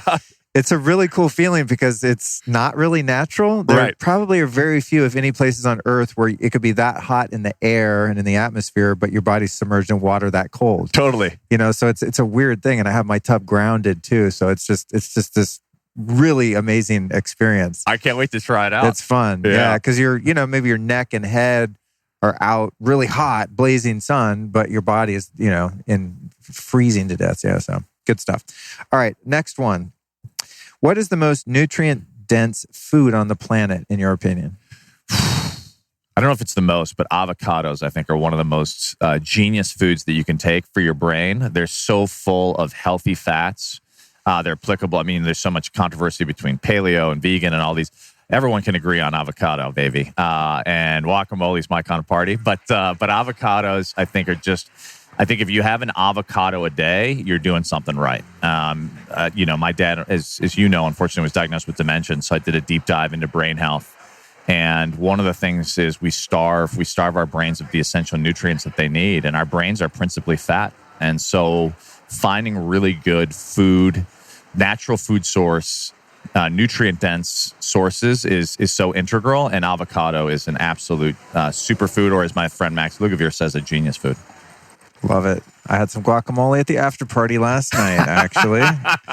Very good stuff. It's funny though. I always go to Bel Campo, and sometimes I order grass-fed burgers, but most of the time I go in and I order like a triple or quadruple side of bacon. They have great pasture bacon, and then a side of avocado. Yep. And I'm always so excited about it, but then I get my plate and I always think, I'm going to eat the avocado first as, sort of my salad, and then I'll move on to the dessert, which would be this delicious bacon. And not once have I eaten avocado first. As much as I love avocado, the bacon still always wins, with avocado a close second, So. Bacon is an interesting animal because, I still to this day, they say the olfactory sense is the one that it conjures the greatest memories. So your smell, I can remember my aunts at the farm cooking bacon to this day, and nothing brings me back to like my childhood like that smell. Yeah, it's true. There is quite nothing like that delicious smell. All the vegans listening to the show right now are clicking stop. Well, actually, so vegans, I got something for you. Is there a vegan bacon now? Yeah, there's outstanding foods. My friend Bill Glazer just announced, and it is delicious. Really? Yeah, he created bacon flavored chips made out of mushrooms, of all things. So they thin sliced mushrooms, but they taste just like bacon. It's my new jam. Oh, that's cool. Outstanding foods. I think they're going to be available in Whole Foods soon. They were just featured at Expo West. But man, he gave me a few bags of it, and I have a lot of friends who are hardcore Moby, and a variety of folks who are hardcore vegans. And I was like, man, I'm going to bring them some of these bacon chips because it's the closest thing to the real thing I've experienced. It's delicious. That's good to know, because I don't, I would be sad if our vegan community was unable to experience that delicious flavor. Like, honestly, yeah, I was a vegetarian for a long, long time, and it's like I remember when it just kind of I hit a wall with it. One of the first things I was looking forward to was bacon again. I feel you, man. Tough. I was 17 years in on vegetarianism, and then doctor actually, because I'm an O negative blood type, and I know that some people see that controversially, but was like, you should. I recommend for you getting back on, and I don't eat meat a ton, but she took me out for some really good pasture raised beef, and for me at least, it was. The way my body responded was positive. Yeah. But yeah, I feel you. If you're doing vegans, more power to you. And luckily now there's evolutions where there's some really powerful options. Yeah, for sure. What's one piece of advice you'd give a young person under 25 who wants to live a long and vibrant life? What do you got for the kids? Man, for me, this is a mindset piece. I think as much as you can, love up other people and build really amazing relationships. Harvard released actually the longest longitudinal study of its kind, and the greatest correlation to long-term health, but bigger than anything else, which is very infrequently talked about, is the caliber of your long-term relationships. So the thing that led to people's long-term health was, again, I'll just put that out there, the quality of your long-term relationships. And I think those start when you're young. It's like, how do you surround yourself? There's the adage, obviously, you're some of the 5 people you spend the most time with. I think especially when you're young and given all the inputs from society on what's cool, this and that, we can fall into crowds that may or may not be the kind of people we want to grow with throughout life. So for me, it's find your people and hold them close, because I feel like, we don't think about this when we're young, but like on our deathbed, like what are you really going to care about? For me, it's like, who are the people I spend time with and what kind of amazing experiences do we share together? Those you remember forever. And that's, to me, the true wealth in life. So if people can find that, one, it's a great corollary to health, but also it's, I think, to me, what life's all about. Awesome, man. I agree wholeheartedly. At this conference, who's been your favorite speaker here so far and why? I just left Sean Stevenson's talk, and I liked it a lot because the kind of underlying message that I took away from the talk was the value of diversity. We see that in crops. Unfortunately, we now have this kind of, I would call it almost an epidemic of monoculture, which ultimately is leading to disease of the planet and of ourselves. And if you look at permaculture, it's all about the strength of diversity, right? Like corns, beans, and squash, how different plants come together where one's waste product is the fuel for another, and these sort of closed ecosystems. And he was talking about in the health context, we often get kind of obsessed with certain things, right? Like I, for example, do yoga almost every day because I injured my shoulder doing HIIT training. But he's like, basically, it's the diversity of all of these experiences, right? It's doing the walking, it's doing the yoga, it's doing the cardio, it's doing the HIIT training, because in that diversity, your body is always adopting, and in that sort of and what I liked about it was he then went beyond the traditional health exercises and started to go into, diversify your inputs, read different kinds of books, go interact with different kinds of people. All of us get into our comfort zones, and we know that growth happens beyond the comfort zone. And I think in the health context, that is true. That is true as well. Awesome, man. Love it. Yeah, I want to get him on the show, actually. He's a great guy. I'll introduce you. Thank you. Thank you very much, brother. sir. Yes. How do you handle or manage negative emotions that arise as you're out there living your life? So for me, I've handled this differently. I think many people do this as well. I was definitely a spiritual bypasser at times, where I was like, negativity is bad, anger is bad. I didn't even feel like I had anger in me. And then I did a lot of some pretty deep work, personal work, and in controlled, safe environments, realized I did actually have anger within me, and expressing it was very healthy. So I think finding safe spaces and safe containers, I'm passionate about this, especially for men, there's ways in which you can, unfortunately in this day and age, men don't have processes of individuation, which have been in place since time immemorial in traditional cultures to grow them from boyhood into manhood. And so I think what we're seeing in our culture is a lot of unindividuated masculinity, sort of armchair tyrants and boys who haven't become men. And so I think they become social media trolls. Is what they become. That's exactly right. Yes, and worse. And so I think for me, finding controlled areas to express constructively your emotions and those negative emotions is really powerful. And transmuting that energy, if you will, like turning into the compost for different gardens. I think all things come up for us for a reason, and so not repressing them, but using them as indicators, and then ideally as I use the metaphor of compost, but as turning your shit into gold, into the gardens of tomorrow. Like what is that input letting you know about yourself or your experience or your environment, or maybe that person that may be toxic, that if you actually listen to it, you can adapt and actually surround yourself with healthier inputs, more positive inputs, etc. How can someone become health conscious without becoming too neurotic or controlling about the threats in our environment, staying healthy and all that? How do we find the balance? Man, great question. Yeah, I think if you go far enough down the rabbit hole, it can become overwhelming. And a friend of mine said something to me that I really love, which is, if doing all the things is great, and like you, I'm passionate about all the different hacks and opportunities and supplements and the opportunities to really delve most fully into our health and wellness. But I think coming back to the core of what makes us healthy, which is oftentimes the simplest things, right? You look at traditional societies, it's connection, human connection, it's relationships, it's joy, So it's like, and a friend of mine said this well, he's like, if you're out at a party, eat the cake, you know what I mean? Is it better to obsess? I mean, what's the energy you're putting into it if you're stressing and obsessing about whether or not that's like a gluten? Now, granted, if you have celiac disease, it's one thing, but is there a little bit of gluten? Like last night, I'm traditionally gluten-free, but I'm having a great conversation, and I don't drink very much, but I'm with Tara, our friend from Four Sigmatic. I'm having a great conversation. They offered me some Dry Farms wine. I'm like, yeah, I'll have the glass of wine. There was some gluten in the dessert. I didn't obsess about it. I was like, yeah, I'm going to eat the dessert because it's always bringing me joy. And I think if you stay in joy, that resonance is ultimately the core of health. More so to me, at least, than this slight input of something that you may perceive to be quote unquote unhealthy. So important for people like me, and I'm assuming a lot of our listeners to hear. I interviewed Bruce Lipton the other day, and it will have come out by the time this conversation's out.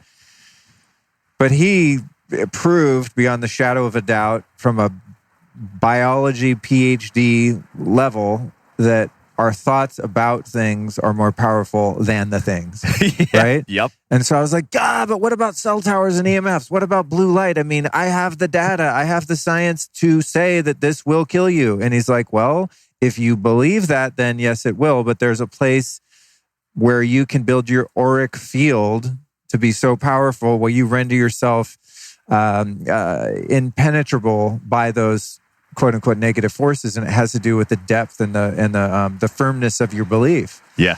I'm like, I get that, but you're talking Jedi shit. So I can stand next to a cell tower and be like, it's not hurting me because I don't think it is. It's like, it was so hard for me to wrap my head around that, even though on one level I've experienced that in many ways. But man, that's very aspirational to get to the point where you can be like, you know what? There's joy in this gluten. Therefore, it's not going to harm my gut because I'm having such a positive experience with it, to be able to override that. And it's funny, I believe that, and I'm moving more toward that myself. The fine line, I think, between awareness and fear. Like right now, as we speak, there's chemtrails being sprayed right above our heads. And when I see that, I'm like, oh my God, I'm dying. There's aluminum in my lungs. It's giving me Alzheimer's, straight up, And then the other thing is like, well, what if I just look at the other, 99.9% of the sky that's still blue and beautiful and has clean oxygen in it? I think what you just said, that last part really resonates with me, right? Because it is to a degree what we focus on and what it stimulates within us, right? And so oftentimes, it's like, I just released the podcast recently, and I've had nothing but positive reviews. I got my first negative review, and I was like, I remember that. How deep do I want to go into my negative review, right? What did they say? You know what? Here's the beauty, and I love this, and I probably will check it out at some point, but I was like, as I went to go deep, I went to go assess it, and I was prepared. I could feel the cortisol, the stress, the almost defensiveness. Before I even read their comment, I was like, you know what? I thought about, and I remember watching this really well-known director talk about this, and he's like, I don't pay attention to the critics. And I thought of that famous quote where it's just like, it's not the critic that counts, it's the man on the field, ostensibly, that matters, right? It's like the imperfection of being out there. And so I actually haven't gone back. I closed the screen. I was like, you know what? It's okay. I'm not going to let it affect, because I was right about to head to the Upgrade conference. It's like, I'm not going to obsess on the negative energy someone decided to share. I'm going to instead focus on being positive and continue to share my song. It may not resonate with everyone, and that's fine. But I'm gonna stay.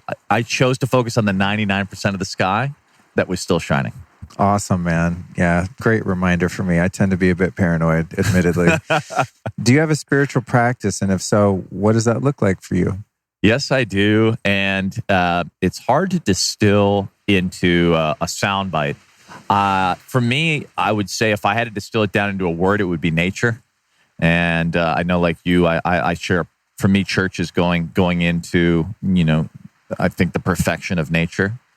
I lived, as I mentioned earlier, in Sri Lanka for 2 years, and in an incredibly beautiful natural environment on the other side of the world from where I grew up. And there I studied sort of lay Buddhism, so pre-Buddhistic animistic beliefs and their evolution with Buddhism and Hinduism. And what I loved about that culture is traditionally there was no word for privacy and there's no word for possession. So your health was seen as integral to the whole because you were not an individual. You were part of a whole. And I think that, to me, my vision of spirituality is us realizing our interconnectedness and our interdependence, not just with each other, but with all things. And so my spiritual practices are about reminding myself of our essential nature, which is ultimately this profound oneness. There's a great, for listeners, if you haven't read, it's a Hawaiian Buddhist text, but The Jewel Net of Indra. I think it's a really beautiful concept, but it's sort of about this jewel net, the web of reality, and how the microcosm is the macrocosm, and this notion of our interconnection and interdependence. And that, to me, is, in short form, the essence of a lot of my spiritual practice. Beautiful. What's going to be the biggest biohack of the next 5 years? Like, where do you see the technology going, the knowledge going? What area of focus are the experts going to deliver that's really going to move the needle forward in terms of our health? Well, I think I would say simultaneously two things. I think there's going to be kind of an emergence, there already is, of this sort of traditionalist and traditionalism, right? Like this almost like, the primal, like you saw, some of these leading voices going off and literally starting to go hunting in Hawaii. Just, I won't mention any names, but like this sort of like return to our roots with Kyle Kingsbury and Ben Greenfield. Exactly. Return to the roots, kind of primalism. And then I think on the other side, like another friend of mine has evolved an algorithm, machine learning AI algorithm that can detect early pre-stage 1 inflammation, assessing 33,000 layers of our genome and our genetics. So if you can see pre-inflammatory markers, and then the more data sets that you have, in other words, the more people that take the test, the more intelligent it becomes. We're going to see this evolution of AI and machine learning to give us diagnostics on things we haven't even scratched the surface of. I can't even frankly fathom. So I think it's going to be interesting because I think those polarities are going to move simultaneously. There's a beautiful mathematical cosmologist called Brian Swim, which I think you would actually love, Luke. And he talks about the cosmos and evolution happening in this dynamic tension. And the fact that and it's actually interesting to our last point.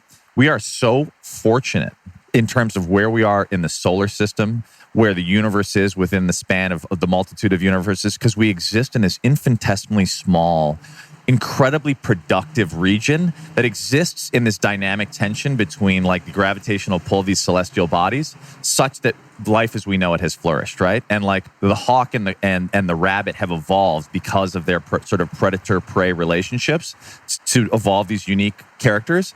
And so it's my belief that with any challenge, we evolve the commensurate opportunity to biohack, if you will, or evolve our consciousness such that we can meet it with the sort of the solution to the challenge, if you will, if we're paying enough attention. So my hope is that I don't think we're going to stop the technological evolution, yet I think we've lost a lot of things in not listening to some of the core ancestral indigenous wisdom of this planet. So I think these both of these polarities are going to evolve, and my hope is that we both listen to the traditional wisdom of our elders, and so much of the medicinal wisdom that is unfortunately being lost. I mean, fortunately, there are now Amazonian tribes that are sort of creating encyclopedias of a lot of the wisdom as it relates to traditional plants and ways of working. But unfortunately, as we know, much of that has been lost. And on the other hand, I think we have this scientific evolution. So my hope is that the biohack combines respect and appreciation for indigenous wisdom while also evolving and appreciating the advances in science. Excellent. And lastly, where can people find your website, social media, if they want to track you down and stalk you? I'm just at Michael Trainer on all social platforms. And if there's one thing, I'm going to have you on shortly. Follow me, Peak Mind with Michael Trainer on all the podcasting apps or peakmind.org online. And I want to let you know, I peruse the iTunes new and noteworthy, and I'm looking at what podcasts are doing well and getting pissed when mine's not doing well enough, and comparing myself with other people, and having to work through that. But As we all do. But I've looked up at your podcast, and it's like up there in the charts, and the new and noteworthy and stuff. You made a good whatever you did strategically, or the quality of it, or however you did it, dude. You're doing great, because I know like there's tens of thousands of podcasts, and to even be visible at all in the realm of iTunes, it's very difficult. So congratulations on your initial success. You're already crushing it. Thank you, brother. I hope to grow the community. I hope to have you on in the near future. And it's really an honor. It took me a long time. I think listeners could probably relate to this, to put my song out in the world. And I actually I had been recording the podcast for some years and hadn't released it because I was afraid of the critic. Right. And I literally I went to a Fleetwood Mac concert, and there was a Tom Petty tribute, and I'd wanted to go see Tom Petty the year before, and he passed away.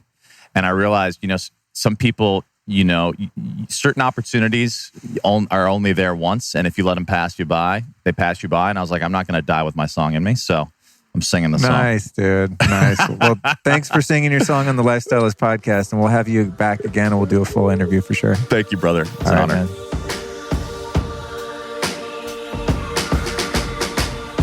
So what's your name and what do you do, man?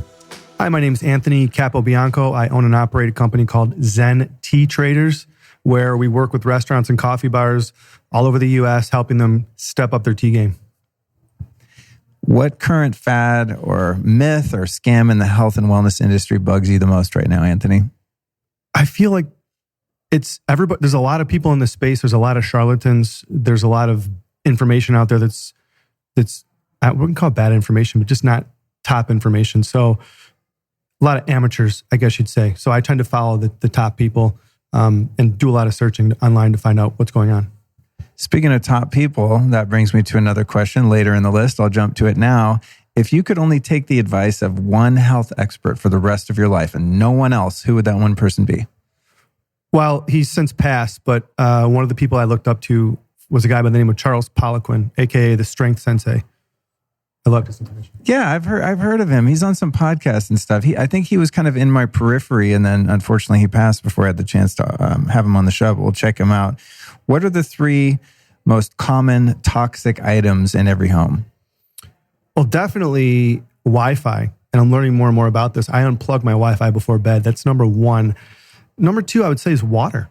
People don't take enough time to stop and think about what's in the water they're drinking.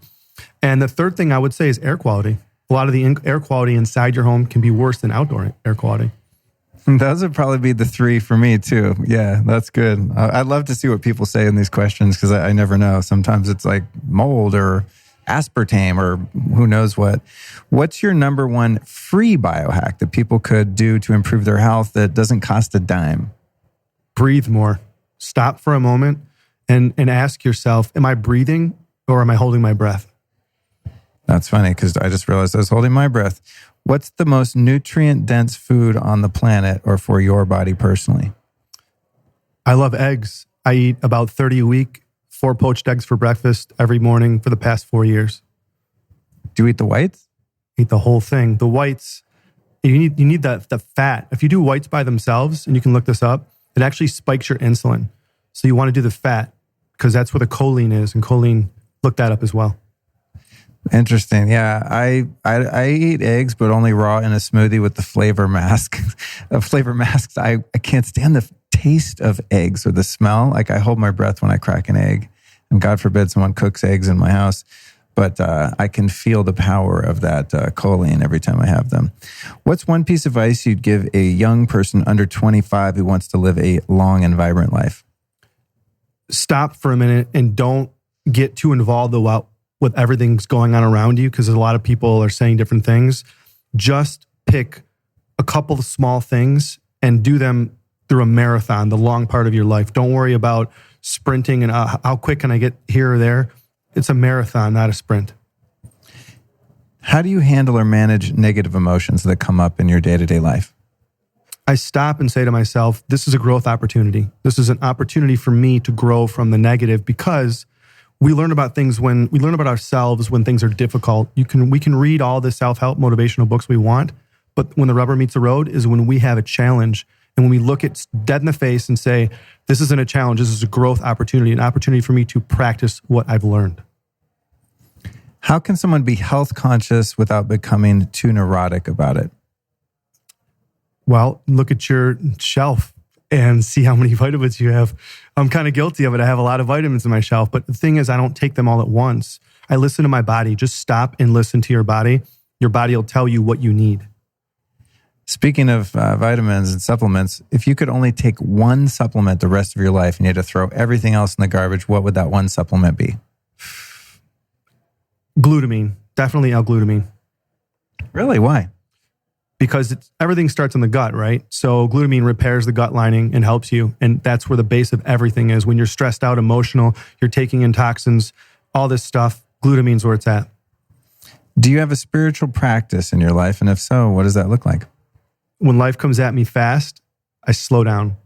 So for me, I try and create space to take a moment, whether it's 5 minutes, 20 minutes, whatever that something is, to slow down and just go to that place of quietness and meditate. And sometimes my meditation doesn't look like me, in a Buddhist position with, levitating off the ground or something. It's me having tea and pouring tea and just stopping for a moment, creating space and acknowledging that very present moment. Tell me something spectacular or interesting about tea that your average person probably doesn't know. Number 2 consumed beverage in the world. Number 1 consumed beverage in the world is water. Number 2 consumed beverage in the world is tea. And on top of that, one more quick thing is that nobody ever says they're trying to kick the tea habit. That's interesting, dude. Well, your tea is amazing. Speaking of I have some at home right now, actually. I just moved and I organized all my teas, so I know I have Zen traders in there. So speaking of that, where can people find your website and social media? So check me out on Instagram or YouTube. Zen Tea Traders is my handle. You can email me and I'll answer questions. Anthony@zenteatraders.com. Sweet. Thanks for coming on the show, Anthony. Thank you. I appreciate having me.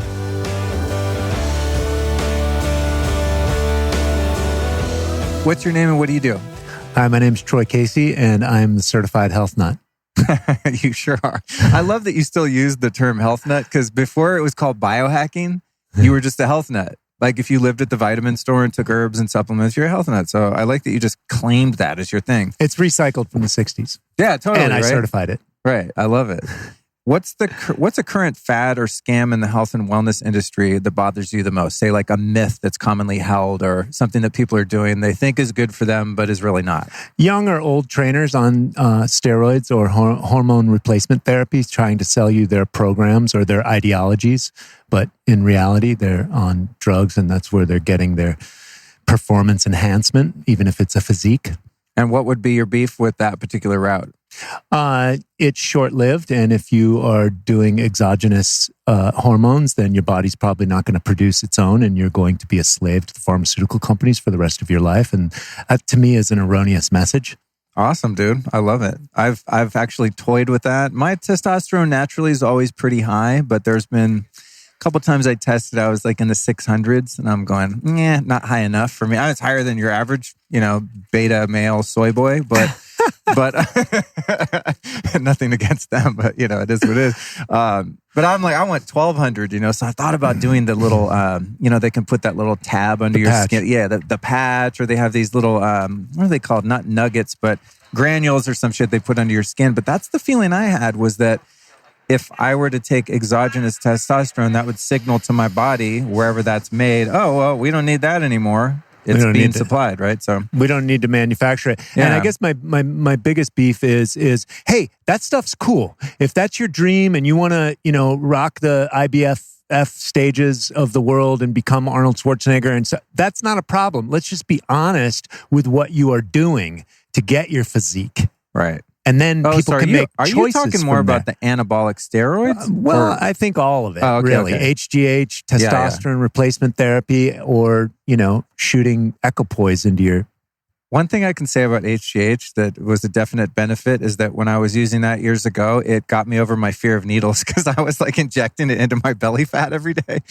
Yeah, I got my shit from like a HIV patient who had too much left over, and someone said it made you younger, so I did it. But now I'm not afraid of needles at all. When I get an IV, I'm just like, oh, cool. Anyway, I digress. Let's get back to you. And I just say that there's endogenous ways to do the same thing. Right, for sure. What are 3 of the most toxic items in people's homes commonly that they might not be aware of? I would say fragrance as a top one. It's a neurotoxin. Fragrance, I would say glyphosate in their food supply. That's hammering the gut microbiome. That might even be number 1. And then toxic, I would have your house tested for mold if you're dealing with a really difficult health situation, autoimmune, chronic fatigue, etc. Nobody can figure it out. Have your house tested for mold. Dude, good answers. Well done, man. I think you might have just taken my answers. That's really good. Everyone else so far said like Wi-Fi and EMF, which, blue light, but the mold thing, that's sneaky. I mean, you can tell if you have your Wi-Fi router on. You can't tell if you have mold. So I love that. If you could only take one supplement for the rest of your life, what would that be? You got to quit all vitamins, all herbs, all supplements, and there's one thing you can have a bottle of in your kitchen. Ayahuasca. Yes. Great, dude. And moving on. That's amazing. That's really good. I've been doing what do you call it? Homeopathic ayahuasca since I recently did some ceremonies and 3 sprays right before bed every night. I don't know. I have great dreams. What's your number 1 free biohack? I have many listeners that are like, I don't have the money to go buy all these PMF machines and red light things and all that. What can you do for free to really improve your life and your health? Breath work. Love it. I agree wholeheartedly. What is, in your opinion, for your body or in general, the most nutrient-dense food on the planet? Sunlight. Fucking A. I think we might have to do a longer interview, Troy. It's so hard for me not to delve into these further. What's one piece of advice you would give a young person under 25 who wants to live a long and vibrant life? Face your shadow. Who's been your favorite speaker here so far and why? Me. Because you haven't heard any other speakers. It's the first day. That was a trick question. Okay, so we haven't heard anyone here this weekend, but if you could only take advice from one so-called health expert for the rest of your life, who would that be? You have to ignore all the noise and you have one mentor, one guru that's not yourself and your higher self and your internal wisdom, but one outside person that you're going to really follow. Well, I mean, you're on a great journey there, Luke. I think what you provide in the social media platform and your honesty and your openness, I mean, for lack of conjuring up someone else, I mean, you're on point, brother. Dude, thanks, Troy. Appreciate it. I'll take that. Bonus points for our guest in this round, guys. How do you handle or manage negative emotions in your personal life as they arise as you're doing the human thing? Forgiveness, gratitude, breath work, ice baths. Forgiveness. Keep coming back to forgiveness and gratitude. Forgiveness and gratitude, I think they're the great equalizers. So much so. I just had an amazing moment of gratitude last night. We were talking about the fact that I just moved and, set up this ice bath, which is another great way to manage your emotions. I was looking out in my backyard and listening to my dog play and my girlfriend's over and there's food on the stove and I just had this homey, amazing feeling. And then what I was doing for quote unquote work was recording some podcast intros, which is admittedly the most tedious and annoying part of podcasting. Although it's hard to even complain about that. But in the middle of that, I'm just kind of sensing the environment in my house and just going, God, how did I end up here? I have such a great life. It's those simple things. It's not didn't just win the lottery. There's not a brand new Porsche in the driveway. It's nothing outside. It's just, the satisfaction of having the Creator provide an environment that's safe and homey and cozy and doing some things for money that actually feel integrous and good. So you value peace and harmony. I do. Yeah. Nice. But gratitude, man, it's one of those things that it's not just automatic, even after years of practicing it. I mean, I think I live in a state of unconscious gratitude a lot now, but having a practice I think is important where we remind ourselves, all right, hey, let me just stop and take a look around and look at the miracles that are present in life. So, well, my brother challenged me to a gratitude journal when I was going through a difficult divorce, and it radically transformed my life. I did it twice a day for I think 6 months, and then I did it steadily for a year and a half, and I'm just friggin' grateful. Good, bad, or ugly. That's a cool commitment, actually. That's a good one. Gratitude journal. Yeah. Definitely. High recommendation. All right. Love it. Okay. How can someone be health conscious without becoming too neurotic and controlling about that? I would say get grounded into nature, because that's going to teach you. Get into the nature and get your feet into the nature. Get into the sunlight. And yeah, being cognizant that analysis paralysis and neurosis is a mental disorder, which is antithetical to holistic health, which is mental, emotional, physical, and spiritual. Love it. Sage advice. Speaking of spiritual, do you have a spiritual practice in your daily life? And if so, what does that look like? Well, I would say facing life, being grateful for everything that's there, really cherishing just life in general, my kids, my nutrition, my health, just breathing, just gratitude for life itself. Awesome.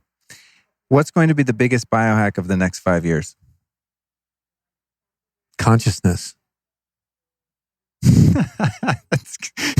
Your answers are great, and it's funny because you're so concise. But you guys, before we start these lightning rounds, I'm always like, "Hey, listen, I want to get through all my questions to be concise." And he's like, very thoughtful and almost too concise. I'm like, "Well, you're done. On to the next one. Wait, it's going too fast." Where can people find your website and social media, Troy? Troy Casey, Certified Health Nut, certifiedhealthnut.com, troycasey.com. Instagram's probably where I'm most active currently. I've got a YouTube channel, 500 videos on there. And then, find me at Muscle Beach in Santa Monica or Air One Market when I'm not hibernating at home and recalibrating my own energy. Awesome. Thanks, man. And I will contest to your Instagram. If you guys want a good follow, check out his Instagram. There's a lot of great content on there. And you can see what happens if you are in shape. Thanks for joining me, dude. That concludes part 1 of the Bulletproof Upgrade Labs Biohacking Conference All-Stars. Don't forget that part 2 is already dropped, so it's ready for you to jump right in. We've got 6 more fantastic guests coming up, but I put them in 2 episodes because it's just insane to have 12 interviews in one show, right? We'd be here for 10 hours or however long it is. I want to invite you back for a very special show on Tuesday with Kyle Kingsbury from On It. It's his 2nd appearance on the show. We're talking about next level human optimization, psychedelics, and life mastery. You do not want to miss that. And don't forget to take a visit over at lukestory.com/store, where you will literally find every single health product I've ever used in my life that has been worth a shit. Straight up. And everything you find in my kitchen right now and in my biohacking man cave out in the backyard and all over my property here, there's devices and toys and supplements and all the things that make my life awesome. I've put them all together in a store just for you. There's links to all of the rad stuff, and most of the time you get a discount too. So get over to lukestory.com/store. I'd also like you to check out beautycounter.com/lukestory. That's beautycounter.com/lukestory. If you want to get down with some very clean, non-toxic makeup and personal care products. And I think that's about it. Let's go ahead and jump into part 2. So click stop on this one, click start on the next one. We're about to dive right back in with 6 more interviews. This episode of the Lifestylist Podcast was produced by podcastmasters.net.